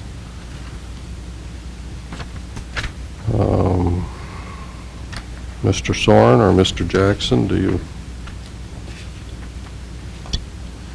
Well, I can, I guess, introduce what he's referring to. A while back, it was talked about looking at the amount of parking spots that are available in the downtown area. And so I had my staff do some random counts on, basically it was Villard, Sims, First Avenue West, First Street, and the parking lots being the one on the south side of Villard, the one that's adjacent to the park that we're referring to, as well as the parking lot that's across the street from City Hall here. And in our reviews are looking at those locations at random times throughout the day. Very few of the times did we find situations that there was no parking available. In the lot across the street, for example, which is getting a little bit farther away from that downtown area, the fewest number of spots that we found in any of our 10, 12 times was 27, I think. The parking lot south of Villard, it ranged from 2 to 12 available spots. If you look at the parking on Villard, east of Sims, relatively, that's open most of the time, anywhere from 9 to 13 spots available in that block. So I guess what we've looked at here, what we see is that there are spots available, not necessarily always, right in front of the businesses. A lot of the spots on Villard were south side of the street were open, where people would have to cross the street to get to most of the businesses and things in that nature. Okay. Thank you, Mr. Soren. I did have another question, and this would be for our fire chief or our chief of police. One thing I've noticed, at the corner there of Villard and Sims, we have fire hydrants, and we have the yellow areas marked off for no parking. I always thought that meant it was reserved for the mayor, but I guess that's not the case. But I took a look at that the other day, and there's actually room for at least 2 cars in that area. Now, I'm not suggesting that, we take the yellow lines out. What my question is, are those, per federal or state regulations, or, could they be 1 car length from the fire hydrant instead of 2? And if, for example, if they could just be 1, then we pick up 2 additional parking spaces. Well, I suspect you're going to tell me no, aren't you? No. Actually, Mayor, the fire code requires direct access to the hydrant. It doesn't specify a length. It specifies that there shall be a clear, accessible distance around the hydrant of 3 feet, and that from the street, we have direct access to it. So the code doesn't really address the 1 car length or 2 lengths. If we have direct access from the street to the hydrant's open within a 3-foot diameter around it, that's what we're looking for. See, we've got at least 2 car lengths, might be more than 2. Mike wouldn't come out with his tape measure and help me. I had to pace it off myself. But, we could possibly do 1 car length? There isn't anything in the fire code that would prevent that. If other city ordinance or police department code addresses it, maybe, I'm not sure. Because that would, that's pretty much prime parking area. If we could pick up 2 more parking spaces there, that would be pretty good. Yeah, the distance that you're seeing there was not dictated by fire code. Oh, So- maybe the chief of police did that, huh? It's possible.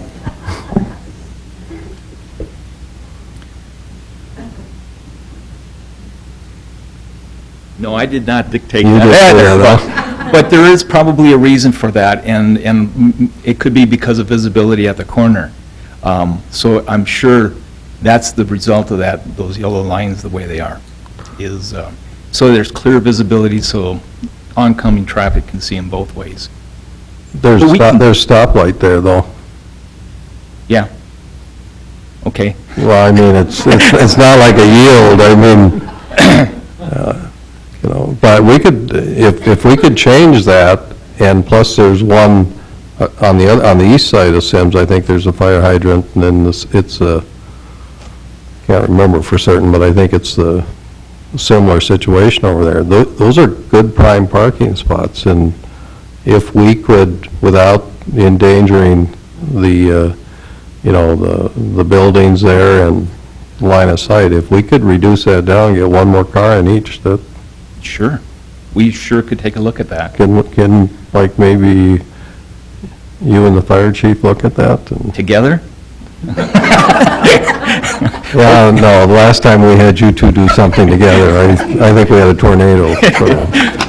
We sure can. But I mean, again, those would, Yes, every little bit helps. sure. Yeah, okay, Thank you. thank you. Anybody else? President Johnson, if I may, I'm just as nervous about having them to released on our city streets. I think Engineer Soren may be able to address that question for you right now. Oh, all right. Well, I was hoping they were going to take care of it, but I do believe we have an ordinance that says 6 feet from a fire hydrant, no parking, as well as from the corner, I believe it's 15 typically is what our ordinance says you have to stay back. If there's 2 spots, it sounds like we've got more than that available. I would anticipate that Sims was pushed back a little bit to assist with some southbound right turn movements, maybe being able to get around someone waiting for the light to turn, but I would certainly be happy to work with them on looking at those. And Yeah, maybe I hadn't thought this through clearly. I think you should look at it rather than those two, yeah.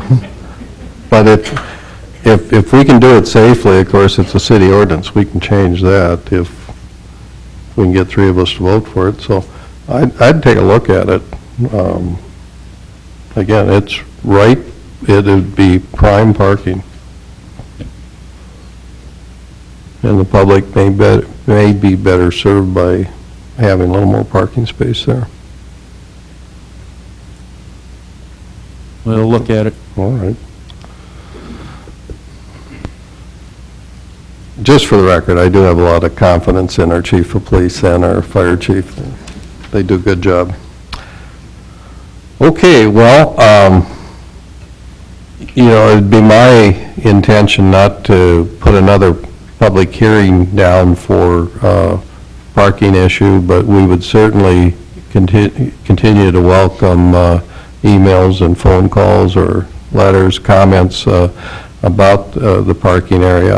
I think this has been a good session. As I said, I think there have been some very creative, innovative ideas floated out here, and we'll take those into consideration. Also, there is no question that while the city does a lot of things well, we have not taken care of that park, and whatever green area remains, whether it's as it is today or a smaller version, we have to do a much better job at that, and I think Mr. Kessel is well aware of that, and I know he's given that some thought already. So. Okay. Well, you're all welcome to stay and listen to this next presentation. It's riveting. It is on wastewater treatment plants, and we listened to this, I think, was it December? And it was very good, and it's a very important project for Dickinson. So, Mr. Rapp, are you going to introduce our engineers? Thank you, Mr. President. It is my pleasure tonight to introduce Mike Berg and Carl Olson. They're both Masters in Environmental Engineering from Altaig. As you mentioned, they did present to the City Commission back in December, about midway point through their wastewater treatment plant assessment. That project is now complete. They finished up Tech Memo Number 4, which was given to the City Commission. And tonight they will present their capital improvement plan, detailing their recommendations and also a timeline for implementation. So I'll give it over to Mike and Carla. Thank you, President Johnson, Commissioners, thanks for having us back. Again, December, we went through a lot of the alternatives, and it was a lot of information to digest, and now that we're kind of wrapping up that stage of our master planning process, we thought we'd come, kind of give a refresher, see if there's any questions that have come up over the last few months when we've had time to think about things, where we're at now, and some options for moving forward. Presentation overview, introduction, review of the deficiencies of the facility quickly, what we found, a review of the alternatives and costs, and then the capital improvement plan with the recommended alternatives. And then moving on to a preliminary engineering report phase, and then some funding options that we want to discuss.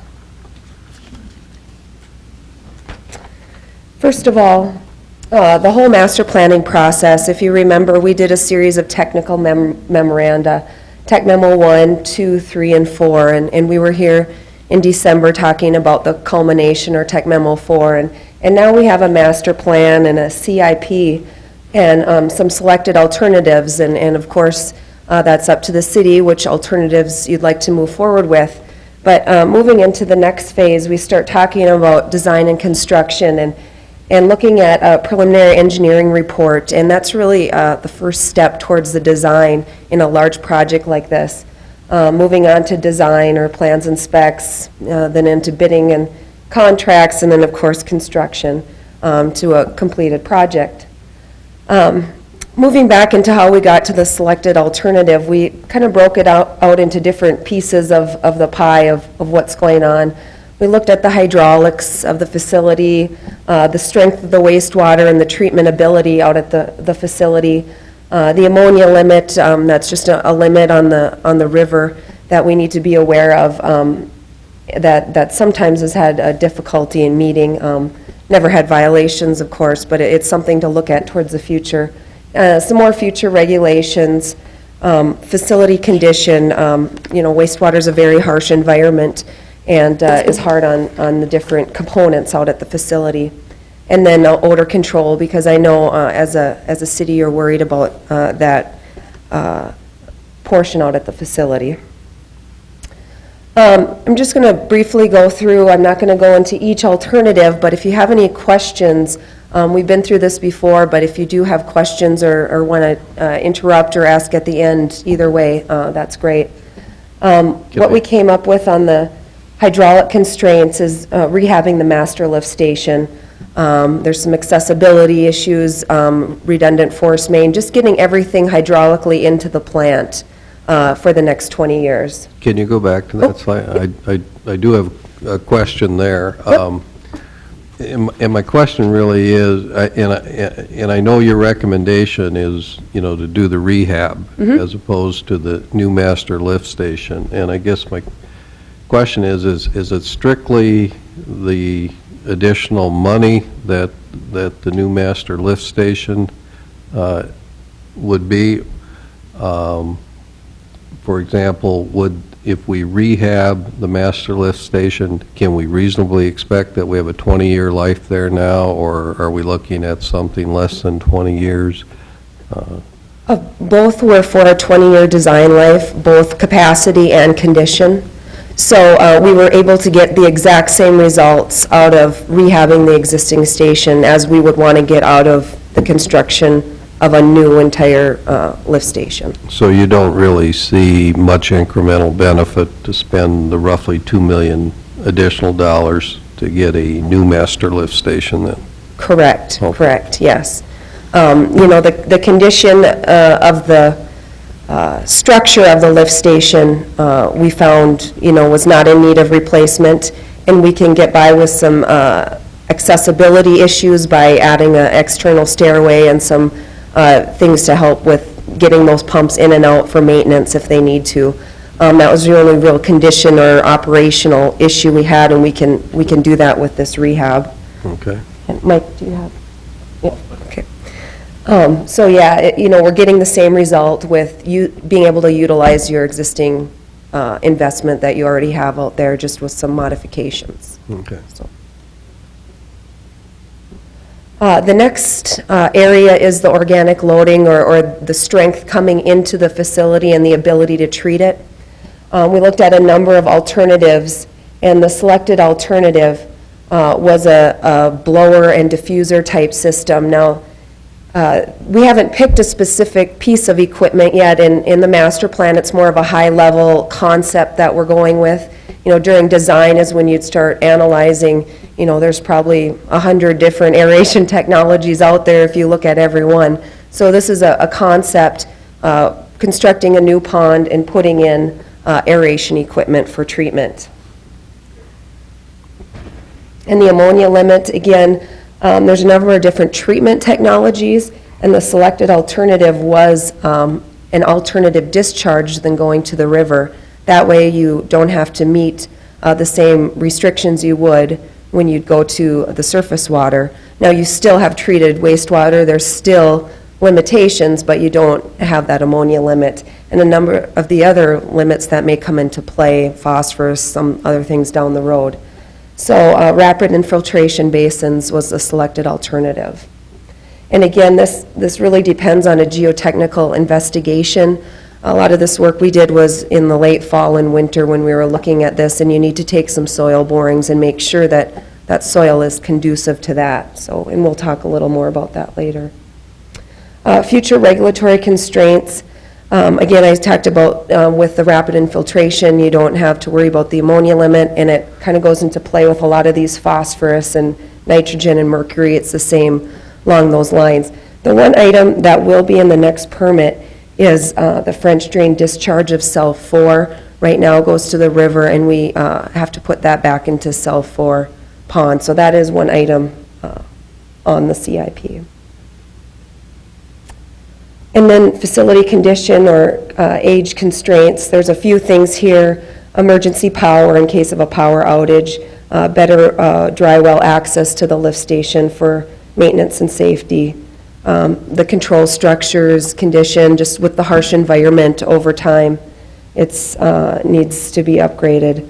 And some flow meters for monitoring flow coming into the facility. And then a river monitoring station. And that's an item that is currently functional, and it appears that it's, in the next 20 years will have to be replaced.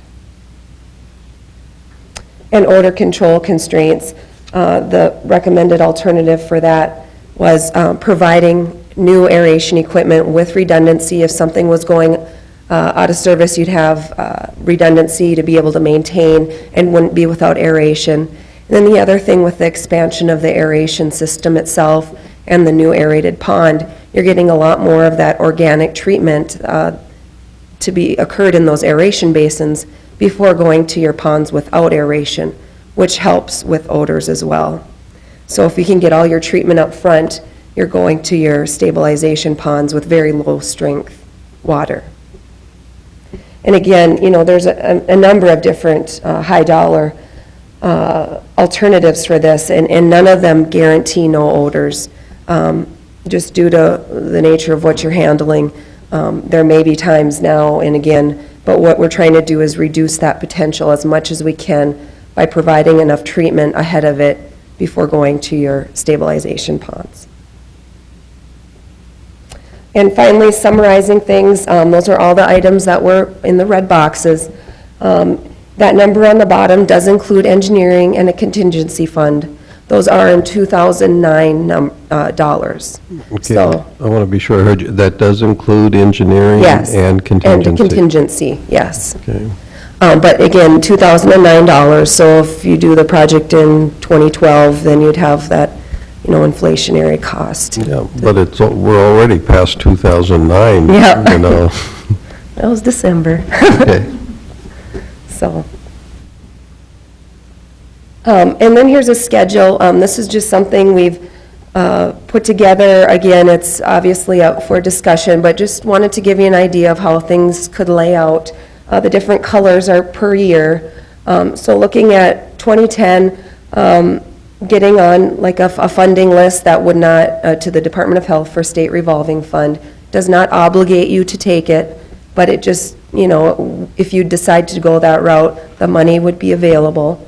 And doing then a preliminary engineering report when we can take advantage of the weather in the summer to do some of the soil investigation, do some of the surveying that is needed to help make some of these decisions. And then that would, put off beginning design until the 2011 year. Again, then 2011 is mostly the design process with different major milestones, submitting to the Department of Health for their review and approval and advertising, and then starting the award process with a contractor in 2012. And then right now, we're looking at a 12-month construction project. Once we get into more of, the design phase, we may need to, increase a little bit. We'll see how that goes. So that wouldn't be set in stone at this point, but it's approximate, we think 12 months, maybe 18 months, if everything you would chose to do it all at once. So, next, Mike's going to talk about, Before you go on, I have Oh, a question sure, related yep. to the schedule. Yeah. I've not worked with the Department of Health on a project like this before. Is a 1-month window plenty of time for them to review plans and specs? yeah, it really is. I've gotten, I wouldn't want to commit, this is a large project for them to review, but we have gotten things reviewed in a week or two with them. And a lot of times we'll talk to them as we go, so it's not a surprise. We like to do that. So, the first time they see something isn't the submittal, so they usually keep informed with that. But they're very easy to work with. And obviously, there's a lot of room in the schedule. If we talk to them and they're going to need more time, we can definitely give them 2 months. But we have not had any problems with their review time. That's a question. One other question on the schedule. Sorry. That's the entire 9 million, approximately Yes. 9 million. Correct. Do you see it, if we wanted to do some phasing, if we wanted to take a portion of it, to phase it to a couple years later, is there a place that's a 50-50 split, a 40-60 split? Or maybe you answered that already and I missed it. No, we did talk about, I don't know why I can't get this. We did talk about phasing before, and I can go back to the CIP, if I could, The CIP, it's basically, number one, the primary aeration pond I see as priority one, and the aeration system, and that's the 3.2 million. And then going from there, we prioritize from 1 to 10. So we even pulled these rapid infiltration basins, you see number 4. We did talk about a phase 1 to give you some capacity, and then talking about a phase 2 on number 9, just, in years looking forward as phasing options.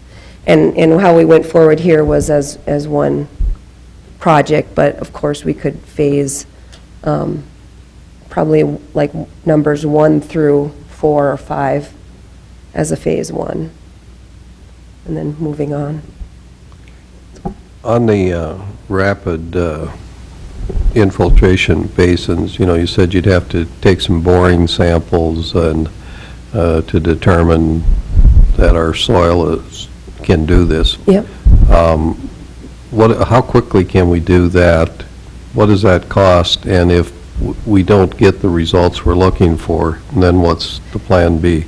And that's exactly why we had this preliminary engineering report and this geotechnical investigation this summer, so that we cross that bridge now and we know where we're sitting before we get into design and then have to switch gears. So, I don't know, Plan B would be on this slide, the media process is in the next lowest cost, which adds about $1 million or $900,000 to the project. But it's definitely a feasible alternative, Okay. so.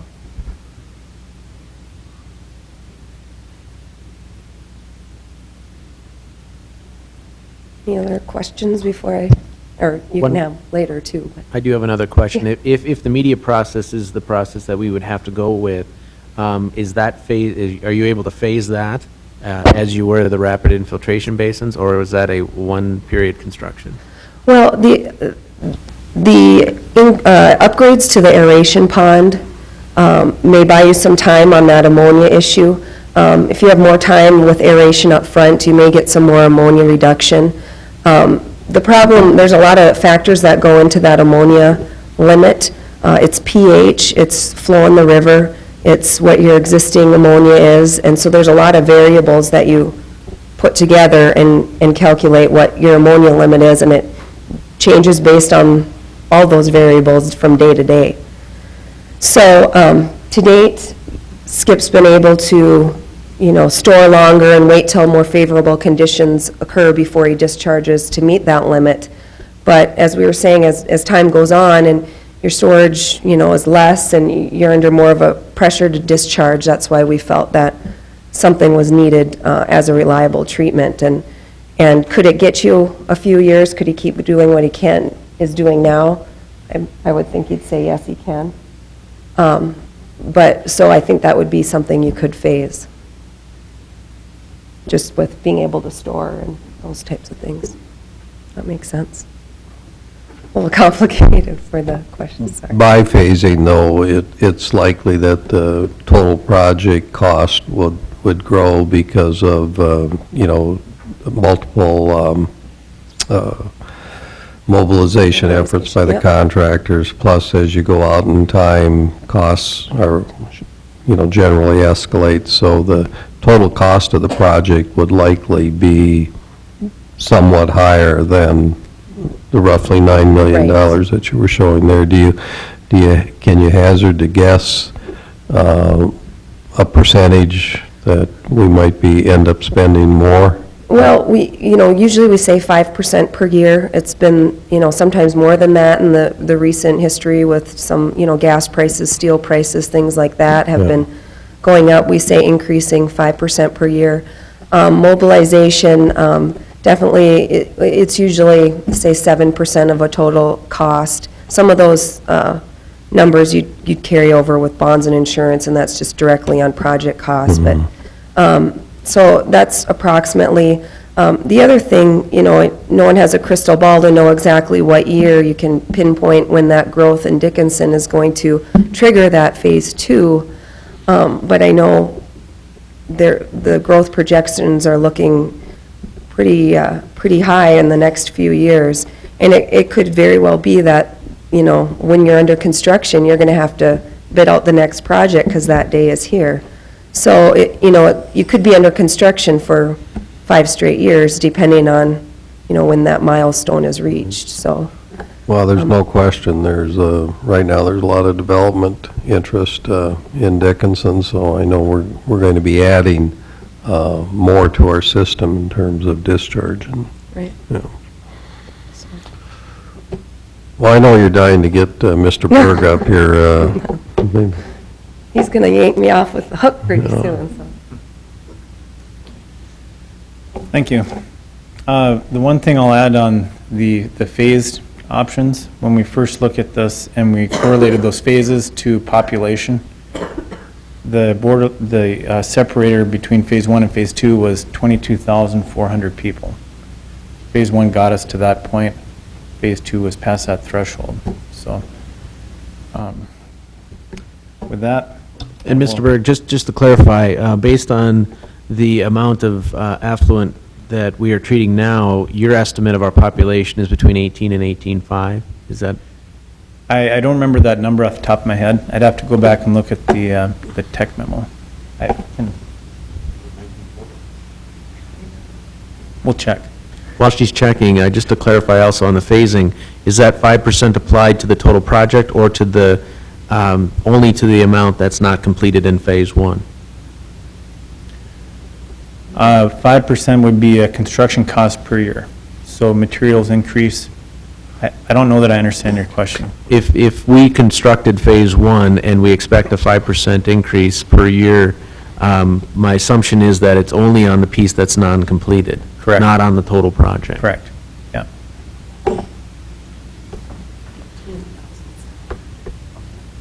$18,700 was what we had based on our tech memo. Thank you.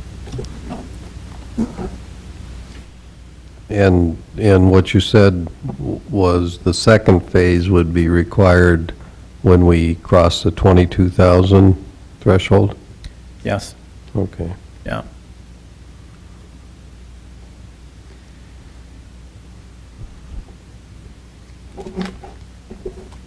There's some variability in these numbers, as Carla's mentioning, a lot of different factors, but that was the number that we settled on for the separation between Phase 1 and 2. When we get into the preliminary engineering report, I'll talk about that for a few minutes, then we'll have questions, and then I'll give you a brief update on the Cell 3 hydraulic improvements project. To date, we've done the master planning project, which has given us a high-level view of where you're at and a roadmap from here forward. The preliminary engineering report is the beginning of the design phase of the project. We'll take a close look at the geological properties of that area where we're going to construct the rapid infiltration basin. That's a key part of this project. We'll do topographic surveys out there, and we'll fully investigate that alternative. The preliminary engineering report will also provide the fundamental design decisions, detailed cost estimates, and will bring the plans to a 30% level. Oops. If we break that down into tasks, task 1, project kickoff and documentation review. This is where we'll assess the existing information and take a look at any additional information that we'll need to make accurate design decisions. Task 2 is a review of alternatives in the capital improvement plan. We'll do a detailed investigation of the selected alternatives. Task 3 is the preliminary field work, the geotechnical investigation, and the topographical survey. And task 4 is where we bring those 3 phases together. We come up with a 30% design. We select sizing, layouts, and equipment options. And we would also provide detailed cost estimates on accurate designs. At this stage, we would take a look at funding options for the rest of the project. We can look at grants, economic development grants, energy impact grants, loans, state revolving fund, local bank options, user rate increases, special assessments, or sales tax. These are all possible funding methods for some or part or all of the project. Are there any questions? Can you go back to the funding slide on economic development, energy impact grants? For a project of this size, do you have any idea in generally what we could expect if we were successful on those grants? The energy impact grants historically have been pretty small. There are twice as many grant requests on a dollar basis than there is funding historically. And so most of those grants have been small, relatively small grant amounts. There has been talk of increasing that total pool of grant money. And so it's hard to predict how that'll get awarded as you move forward. But it's unlikely that you get a large grant amount on the energy impact grant. So by large, you mean less than $1 million? Oh, yeah, I think all of the ones in the last biennium were less than 50,000. Most of those were for road projects. Well, that doesn't seem right. I mean, this area is being impacted quite dramatically by the energy development, and that's the size of grants that they're able to give. Yeah, there's a lot of discussion along those lines, so there may be changes in that program as we go forward. But economic development grants, this is a possibility. Typically, that will be based on jobs created or jobs, infrastructure to allow growth and the creation of jobs. There are public works types grants that this would fall into. You need the infrastructure to allow this development, which correlates to a certain number of potential jobs based on this project. So that's the basis for economic development grants. Those grants are typically tied to average income.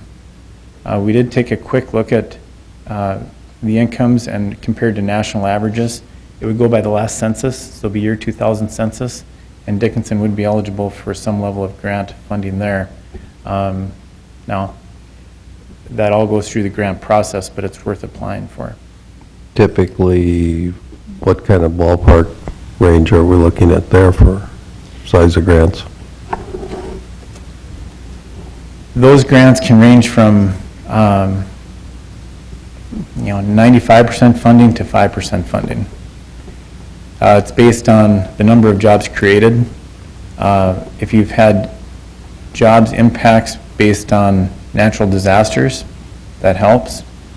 If you have had job impacts based on base closings or different factors along those lines, that makes it more likely that you'll get more funding. But so anywhere from 5 to 95%, so I mean, there'd be a chance that we could get 20% funding, for example, for... Yeah. Yes. Okay. Yeah. Well, that gives us an idea then,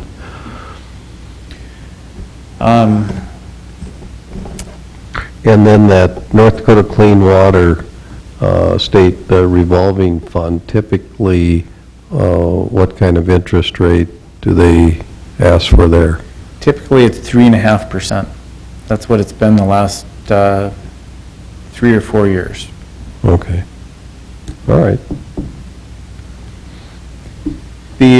I would say that the grants, it is likely that it's difficult to get grant funding. For this type of project, there are enough reasons why it might make sense that we would get some grant funding, that it makes sense to apply for those grants that we can. So. Is there any other questions? I have another question on the population trigger that you mentioned earlier of 22 or 22.4.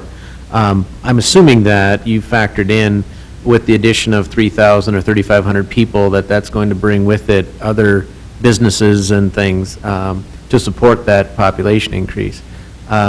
First of all, is that the case? Is that a safe assumption? And then second of all, if our rate of, there's more things that go into discharge, and I would assume that business discharge is, depending on the business, can be more difficult for us to treat than residential discharge. So if we had a business located in our community that could make it more difficult, would that 22,000 factor still apply? You're correct. Depending on the industry, it could have a big impact on that. When we look at the population of 22,400, it's based on an average person in an average town. So we have textbook design standards for 100 people, average this much flow and this much load per day, based on average industry in that size town. Any heavy industrial users, especially users that discharge, have a strong waste stream, coming from their facility can have a big impact on that.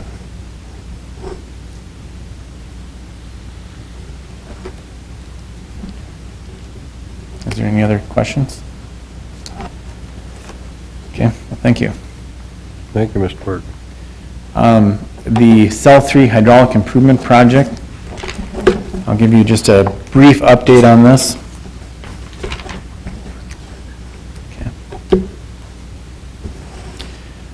This project is a 30-inch pipeline between two of the cells out at the wastewater treatment plant. The contractor is CNS Construction out of Billings, Montana, and we have currently finished the shop drawing phase. We are waiting for the contractor to mobilize out on site. They expect to be there early May, and we'll get started likely the second or third week in May.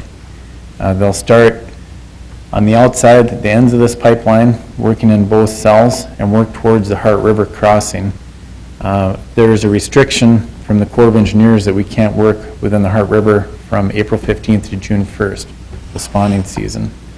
After June 1st, the contractor will get in there on the river crossing, and we expect them to finish up mid to late June.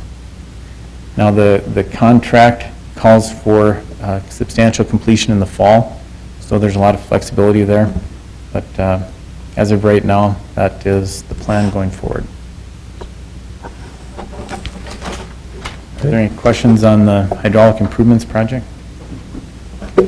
Thank you. All right, thank you. Anything else there? Well, we appreciate the update.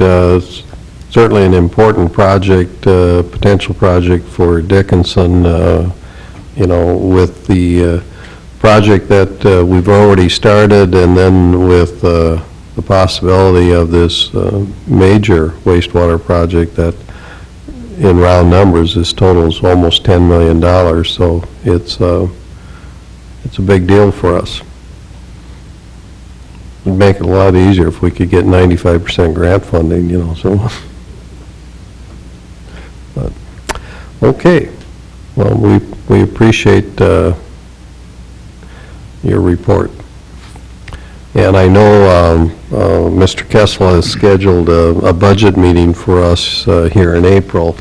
And this project, along with several other capital expenditures that we'll anticipate over the next few years, we're going to look at all those and consider those and try to prioritize what our projects will be, and then also discuss various funding plans for those projects. So I don't think you'll have to wait too long to hear from us what we're going to do. Okay. Well, we're going to go back to tab 4 then, and we have a pretty significant issue here, a sales tax refund, and we'll let Mr. Kessel tell us about that. Thank you, President Johnson. Commissioners, I was contacted by the state tax commissioner late last week. He informed me that they did an audit, they completed an audit on a local company. The results of that audit was a refund request by that company to the state tax commissioner's office. The amount of that request was significant, $462,500.76. They're entitled the refund, and they are also entitled, part of that amount that I mentioned was also interest, because the tax years affected were 2007, 2008, and 2009. If you recall, back in December of 2008, we had an extraordinarily high sales tax collection amount that triggered us to call the state tax commissioner's office and inquire if there was an issue. At that time, they had not conducted the audit and were not aware of this situation. It only came about after the audit was completed. The refund amount is now a point of discussion for the city commission. We do have several entities. Well, let me go back. There's two reasons why the local business incurred such a large refund. The first one is they paid tax on goods and services that were not supposed to be taxed. And they also, and this is the primary one that caused the refund, is there's a transaction limit of $37.50 per transaction. They did not recognize that transaction limit and continued to pay sales tax collections beyond what they were required. Most of the collections occurred in September and October of 2008 that were in question. The vast majority, $386,382 occurred in those 2 months alone. The issue for us is repayment, and the part of that repayment process is we have 3 entities and 2 programs that are direct recipients of sales tax, local sales tax options. Those businesses are Stark Development, Elder Care, and RSVP. I have contacted all 3 of those businesses. I have not been able to talk with anybody yet at RSVP, but I did talk to Mr. Baker from Stark Development, who is willing to cut a check to reimburse the city, and Elder Care would like us to simply retain some of their future collections until the amount is paid up. So unfortunately, I'm not at liberty to mention the name of the company. With the sales tax collection laws are very strict regarding that type of information. I have contacted the company itself to ask for permission. I expect to gain that approval, but as of today, I don't have written approval from them. So I'll try to entertain any questions that you may have, but I should mention that the State Tax Commissioner's Office and their staff has been very good to work with on a situation that will impact us moving forward. So. Okay. Thank you, Mr. Kessler. Any comments, questions? It's amazing that the accountant of the business didn't catch this. I don't have, I can't make a lot of comment to that, other than it is a significant amount of money, and this is all just local option tax. This doesn't include the state 5% tax as well. I'm not sure if that was also paid inappropriately or not, but for us, it's certainly significant. Seems like my accountant catches everything. Well, I think, Ms. Stuckart, you have to, give this business credit. I mean, they were voluntarily paying a tax that they thought they legally owed, and, it came out in an audit that, and this was a state sales tax audit, I believe.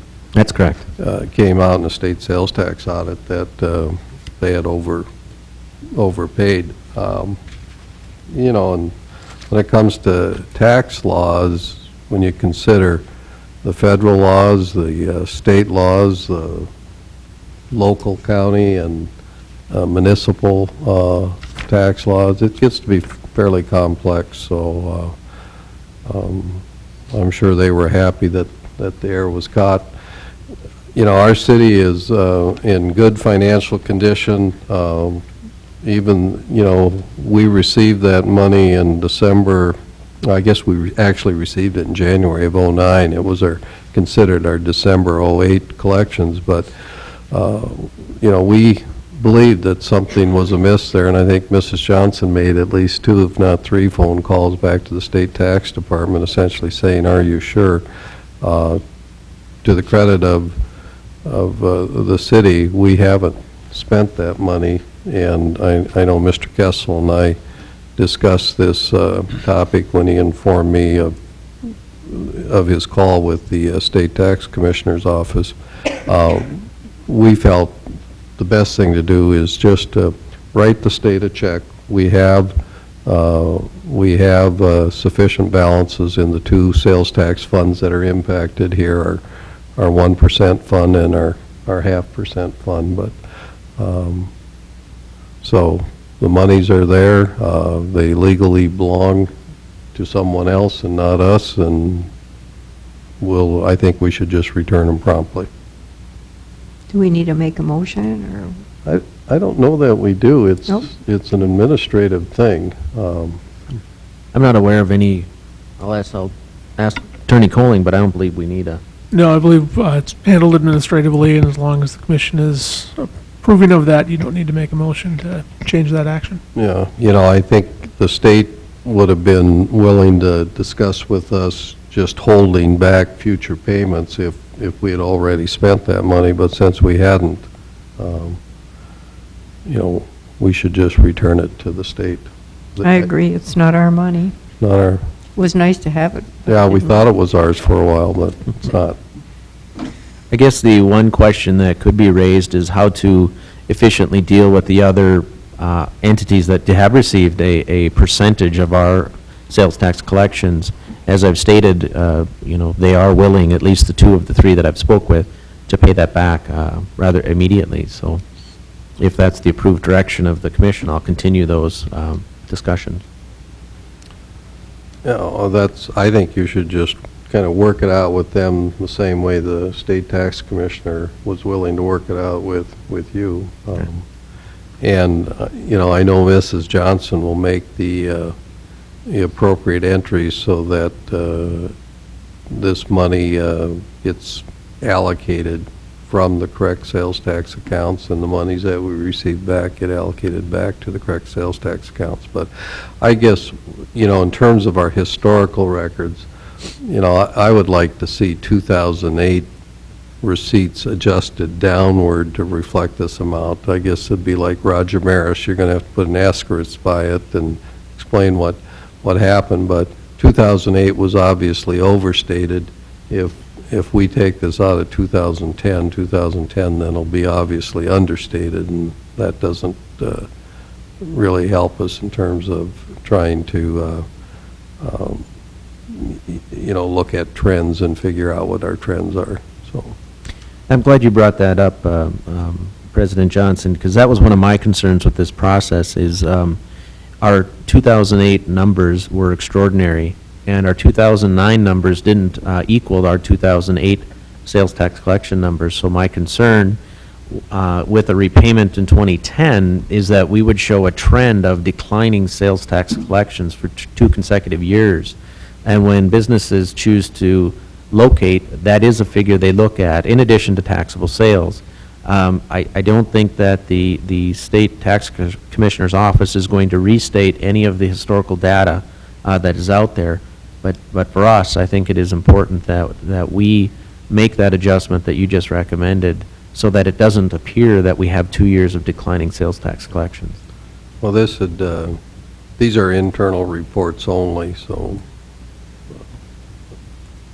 We can put them on our website. there you go. Yeah. Okay. Any other questions? Welcome, Commissioner Steiner. Thank you, and I apologize. We were tied up in the public hearing with the Stark County Zoning Board meeting, and I believe Mr. Frenzo will be coming shortly also. Okay. Well, you were still working for the people then. We're still working for the people. All right. Well, we just finished item 4B. There's no public safety reports. We'll go to Public Works Engineering. Mr. Zorn? President Johnson, City Commissioners, the item I have here, we did receive a request from JB Development for impact fees. They're looking to construct 16th Avenue from 16th Avenue East from 6th Street to Franklin, which is the next phase of the Washington 4th subdivision that they're working on. It also includes about a block of 6th Street and a block of 9th Street in tying that together. The project includes water, sewer, street, curb and gutter. The estimate on the project is right at $600,000. I believe the bids that they did open were just under $500,000 actually. So that would qualify this for our 50% up to 300,000 impact funds for this development. I did notify all the property owners in the area that were not part of the development company, and have had no negative responses back from them. So with that, I'm recommending we approve the resolution approving the impact fees for 16th Avenue in Washington 4th. Okay, thank you, Mr. Soren, and welcome Commissioner Frenzel, and Ms. Spinstock, you will reflect in the minutes that both of them joined the meeting at about 7:30, and, okay.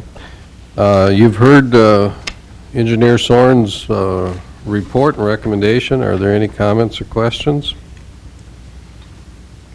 Would there be a motion regarding this item? I'll move that we approve the request for impact fees. Second. We have the motion, the second. Any discussion? Hearing none, we'll vote. Mr. Jackson? Aye. Mrs. Stuckert? Aye. Mr. Frenzel? Aye. Mr. Steiner? Aye. Chair votes aye. Motion carries. As far as the planning and zoning minutes, I have nothing to really add to those. I'd be certainly happy to try and answer any questions that anyone may have. I think most of the items that are covered in there, I've spoke at previous meetings regarding new subdivisions and things that we're working on. So if there's any questions, I'd be happy to try and answer them. Okay. Any questions for Mr. Soren? I have a couple of comments, Mr. President. Mr. Jackson? When I read the planning and zoning minutes, it really raises my eyebrows. These are exciting times in Dickinson and lots of exciting things happening. We're seeing some growth that, we should all be really excited about. With that, though, comes the need for some vigilance, and I'm concerned that we're there or not. There are 9 new subdivisions in those planning and zoning meeting minutes. So most of them pretty significant subdivision. It's my understanding we have 18 items on the next Planning and Zoning Commission meeting. Most of those significant subdivisions. I know, I don't know if I know, I believe, and I think most of us don't know how much stress this is going to put on our staff, on our city, to review these subdivisions, to make good decisions about how they're occurring. I think it's going to put the same stress on our Planning and Zoning Commission and ultimately on this board. These are things that just can't be taken lightly. We need, in my opinion, to ramp up communication with the county as we look at these things. Several of them are in the extraterritorial area. It's going to bring annexation questions to us that I'm not sure we've got a well thought out policy about. Some of those things can be controversial, but they're things that absolutely have to be addressed. I think that even the pace of some of these approvals, developers locally, and I think surveyors and engineers locally are used to a 2 or 3 month process. In my opinion, it doesn't really do it justice for a significant subdivision. It needs a more thought-out process than that, especially at the pace things are happening. We're going to have zoning clashes as these subdivisions are approved. Impact fees, we just approved impact fees. We're going to see requests, I expect, for each one of these projects, possibly multiple requests for each project if they're phased. I think that could happen.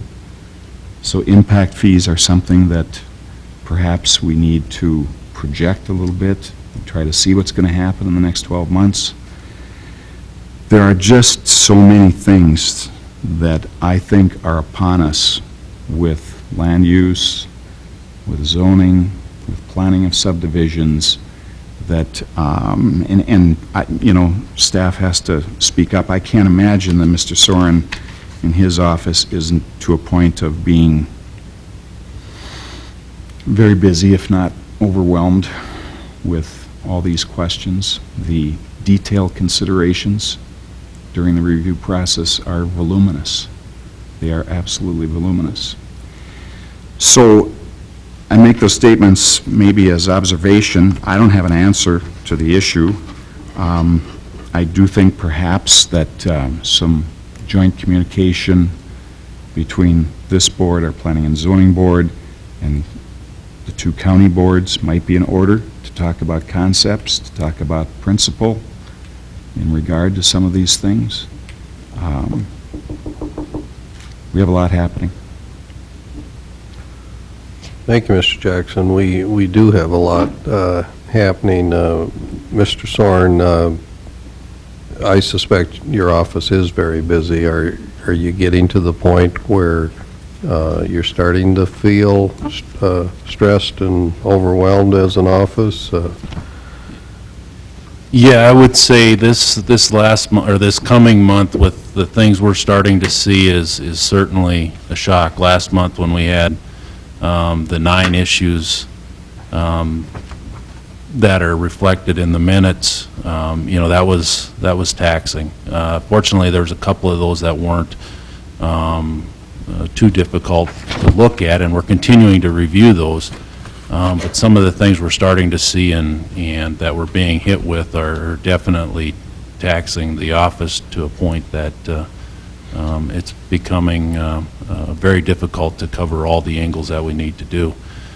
Whether this is a long-term thing or we just have a couple of months working through some of this stuff, if we could slow some of them down, that might help us a little bit. But it's definitely challenging. And some of the calls we're getting from developers, there's some of the ones that I expected we'd have in front of us that we haven't seen anything yet, but people have been calling and talking to us about them, and they're pretty substantial developments that people are looking at and trying to bring forward. So with that said, we're doing what we can to try and stay on top of it. We're working very close with the engineering firms to ensure that they're getting us the information we need, but it's definitely a challenge having this part along with trying to get street projects put together and keep on top of those and meet timelines. Water and sewer projects that we're dealing with are becoming more and more difficult to stay on top of and keep those timelines going. Mr. President, I have a question on this Painted Canyon subdivision. It really concerns me that there's so many cul-de-sacs, and they call it a gated community, but I know, I myself live on a cul-de-sac, and when you're in a snowstorm or something, you have no way out. I'm wondering why they're doing so many cul-de-sacs in this division here, or subdivision, whatever you want to call it. Well, that particular one, it's certainly been addressed or mentioned several times, the concerns with cul-de-sacs. The developer in that case feels that the most expensive lots and the best value he can get out of the land is by putting cul-de-sacs in. They're the lots that sell first, they're the ones that make him the most money, and that's what people want to live on. So he is very adamant that from his perspective, it's the best utilization of the land. Obviously, with the snow issues that we've had over the past couple of years, I see huge concerns in that area. He's saying he's going to put a homeowners association in there, no parking on the streets, keep the streets wide like we've got now. Without parking, that certainly gives you places to put snow, things of that nature. But anytime you have a cul-de-sac, the snow pretty much has to be hauled out of there if it gets to a certain point, which, this past year we had, a day a cul-de-sac about to be hauling the snow. So it's definitely taxing on the maintenance crews. I would have to agree, because there isn't any place to put it. You have to pile it up in the middle of the cul-de-sac. And also, I felt very trapped. I mean, the only way you have out of a cul-de-sac is on foot. So that's the part, this is the only subdivision that really worried me a lot. And I'm wondering, I see Chief Sivak had made some comments on the zoning meeting too about that, so I want to hear from you. While he's making his way up here, Mr. Soren, reading the minutes there, I came away with the distinct impression that while we can influence, the radius of the cul-de-sacs and the street widths and stuff like that, we can't just say that there can't be any cul-de-sacs. Is that it? We have design standards for cul-de-sacs which do allow them. With that, we could certainly not approve the cul-de-sac design. I think Planning and Zoning could not recommend that. Legally, I don't know if if the owner really wants to push that, if that becomes a legal issue, that he could push it to that point as long as they meet our design standards or not. But I've certainly been working with them and trying to discourage them and minimize them and things of that nature because of the amount of additional work it is going to require us to do to maintain them. Now, if that developer requests impact fees, we don't have to vote the impact fees. I believe impact fees are at your discretion. Yeah, So, because it will be, as been pointed out, it's likely a higher cost area for us just with snow removal alone. Right. Chief Seebuck. President Johnson, Commissioners, I was contacted by this developer with a concern that he had, I shouldn't say concern, a question and a concern he had as to how the fire code may impact his desire to have the cul-de-sacs. And all I can do is echo what you've already said, Mayor Johnson and Mr. Soren. There are requirements, specifications in the code that would dictate the minimum size of a cul-de-sac, fire department access roads leading to, so forth and so on. But there isn't anything specific in the fire code, if all requirements are met, that would prohibit the cul-de-sac. And like I stated at that meeting that morning, with that being said, from the fire department's point of view, a cul-de-sac situation, especially like we see in the subdivision, isn't something that we like because it takes away a tactical advantage from us, that being the ability to come into an area, come into a situation from more than one direction. With a cul-de-sac type situation, whether the incident is in the cul-de-sac or whether it's on the road leading to the cul-de-sac, in order for us to position more than one truck in the best possible locations, it probably means we have to drive past an apparatus that's already set up, possibly into the cul-de-sac, turn around and come back. Again, though, that being said, does the fire code specifically prohibit one? No, it doesn't, as it's been echoed by yourself, Mayor, and by Mr. Soren. Mrs. Dukart, I don't know if that answers your question. Yes, it does. Thank you very much. I guess my concern was he's having more than one cul-de-sac, right? Yeah, I believe it's got 5 within the Right, that's what, development. I was wondering, why do you have 5? Mr. President, Mr. Steiner. I have the same concern as, when I read the minutes here, this contractor talks about they'll place strict covenants on the development which will eliminate parking on the streets, making it cleaner with no vehicles, boats, campers, and so on. Is not the cul-de-sac in the street going into a public road? Or is it private? He's intending it to be public, yes. Okay, then how can he place what he thinks are covenants on our streets? I don't think he can do that. What I'm saying is, there's lots of people that want to park in front of their own house on the street, and do. How can he have a covenant that tells his people they cannot when it's our streets? That's my question. Mr. President, this conversation about cul-de-sacs is always curious to me. It's important. I know it's really important to the fire department. I know it's important to the street department. But it's an example of only one of many that we need to have. In the whole scheme of things, are we planning property for parks? What about the location of our schools? Do we want to encourage development closer or further from schools? Are we coordinating with gas and electric utilities and mail and so many other things? There are so many policy things here that I just fear we've never really thought about, never really addressed. It's not very important when things are moving along at a pretty slow pace, but it's going to be real important in the near future here.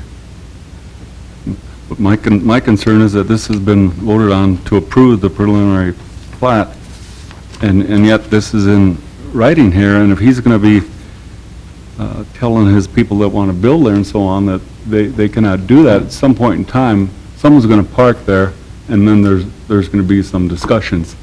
And I just don't know how the developer can commit the city to not parking on that street. And I don't know if... That's my only concern is, I don't know if Attorney Colling can answer that any better, but, you know, as far as the parking, I don't know that we would have any authority to go in and enforce the no parking on the street. If No, someone parked there. exactly. It would be a homeowners Enforce the no parking. association that would be there, whether they can set that standard on a public right-of-way or not. Mr. Steiner, I have the same concern as you do. If the right-of-way is dedicated to the public, the city is not going to have an enforcement capacity to go in there, excuse me, and enforce private parking restrictions. As Mr. Soren stated, this would be a homeowners association, and they would be attempting to put a covenant on the land that would be binding upon the homeowners and the property owners of that subdivision to not park upon those public right-of-ways. That's something that would have to be enforced, though, through the homeowners association and not through the police department. That would be a private right of action that any property owner out there would have. I think ultimately the city's going to have, like you said, we can't force them not to park there. When on our streets, they legally can park on our streets. But we have so many days when they got to be moved and so on. I'm just, you know, I don't know how many developers are out there saying things when they're going to create something like this, and they're saying, well, we aren't going to allow parking and everything, how they can commit the city to saying, yeah, you know what, am I making sense here? You know, he's committing us to something that I don't think he can do. I don't think he's committing us to anything. We're still requiring streets to be designed to our current standard. He's committing the people that are buying the property to not doing that and being enforced by their neighbors. We don't have the authority to go and enforce a covenant. We have covenants all over Exactly. town. But if a homeowner parks on the street there, and heaven forbid they have a disagreement with the covenants and so on, he's going to say, I'm going to park there, it's city street, you guys can't make me move. I mean, that's what it's going to come down to. And that's what will happen too, I'll guarantee you, there'll be someone that's going to park on that street, whether it's a travel trailer or a camper or a car overnight, visitors spending the night, families spending the night. Someone's going to park on a street, and then you have an issue. I just don't like it where they commit the city to saying that they're going to control the parking over there. That's my comment, I guess.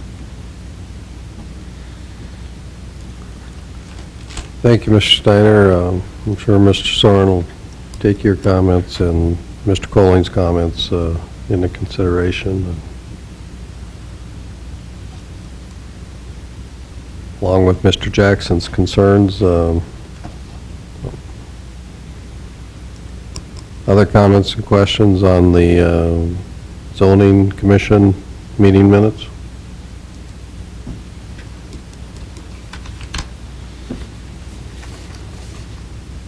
All right, we're going to move to tab 7, Public Works. Mr. Rapp? I think we have one item here. This will be extremely quick. As you recall, at the April 15th meeting, we reported that Mr. Kessel and I had met with representatives from Stark County and the Stark County Weed Control Board to develop a joint powers agreement for the county to take over weed control activities within the city of Dickinson. We did attend a meeting last week with Stark County Weed Control Board, and they did approve this agreement unanimously. And now it's before you tonight to be approved. What it will do is basically be a one-year trial between the city of Dickinson and Stark County Weed Control to provide weed control activities within the city limits on city-owned, leased, or maintained properties, with the exception of the cemeteries, which we will continue to maintain ourselves. I believe this is a good example of multiple governments working together It has cost benefits not only to ourselves, but also to Stark County. They're proposing a $50,000 lump sum payment. Will eliminate 2 seasonal staff people. It will free up our full-time staff for other duties we need to address, and I believe it's in the best interest of the city to move forward with this, and we are recommending approval of this agreement. Okay, thank you, Mr. Rapp. You've heard his comments and his recommendation. Are there questions or comments by commissioners? If we're keeping the staff, Mr. Rapp, where are the dollars coming from? We get a 2 mil levy. It'll be a reduction in the chemical costs we have, a reduction in seasonal staff that we don't need. Basically, we had one individual, Dennis Smith, oversaw the weed control activities in the city, and they'll basically have time to do other duties and stuff that they're currently not getting taken care of. So our reduction is actually in seasonal staff. So are we seeing it as a push budget-wise? No, we should probably see about a $12,000 savings to the city. Well, I'd move we approve the agreement. Second. We have the motion, the second. Is there further discussion? Hearing none, we'll vote. Mr. Jackson? Aye. Mrs. Stuckert? Aye. Mr. Steiner? Aye. Mr. Frenzel? Aye. Chair votes aye. Motion carries. Thank you. Thank you, Mr. Rapp. City Administrator's report. Thank you, President Johnson. I just have 2 items that I'd like to report on this evening. The first is the Senior Citizens Grant Program. Mr. Jesser referred to this program earlier this evening. He, along with Linda Stodinger from Elder Care and I, went through all of the requests. This is one of those programs that was affected by the earlier sales tax refund issue. It did also have a residual balance, and we allocated $21,800, which was slightly under the request to also recognize the amount that needed to be taken care of through our sales tax refund process. You have a list of those 17 senior citizen centers and/or groups that were affected and will receive funding. And I would like to make affirmative comments to Mr. Jesser's earlier ones that all of these projects are worthwhile. They are very much needed in these communities that surround Dickinson, and oftentimes they use the city of Dickinson as their point of retail business, health business, and otherwise. So if there's any questions, I'll certainly entertain those. If not, I'll move on to the next item, which is the retirement of Library Director Cheryl Tollefson. She has submitted her resignation and intent to retire as of April 1st. She was hired in 1972. She, I believe, was our longest-serving city staff member. She oversaw the expansion and renovation of the library, along with many other things during her tenure. I think that facility is not only beautiful from appealing to the eye, but it also is a very well-run building and process. So she has agreed to stay on in an advisory capacity through at least the budget period, so we will have access to her expertise during that time, and I wish her well. I honestly wish she would stay a little longer, but I couldn't talk her out of it. That would conclude my report this evening. Thank you, Mr. Kessel. Are there any comments or questions for the City Administrator? Not, we'll move to tab 9, which is accounts payable and payroll. Are there any items on the payables or payroll you wish to discuss? Now, would there be a motion to approve them? I'll make a motion to approve the accounts payable. Do we have a second? Second. We have the second. Any discussion? Hearing none, we'll vote. Mrs. Stuckert? Aye. Mr. Steiner? Aye. Mr. Frenzel? Aye. Mr. Jackson? Aye. Chair votes aye. Motion carries. Are there any items by city commissioners? Not. Are there anyone from the public wish to address the commission? If so, step to the podium, state your name. We'll hear your comments. There's no one from the public. Chair to entertain a motion to adjourn.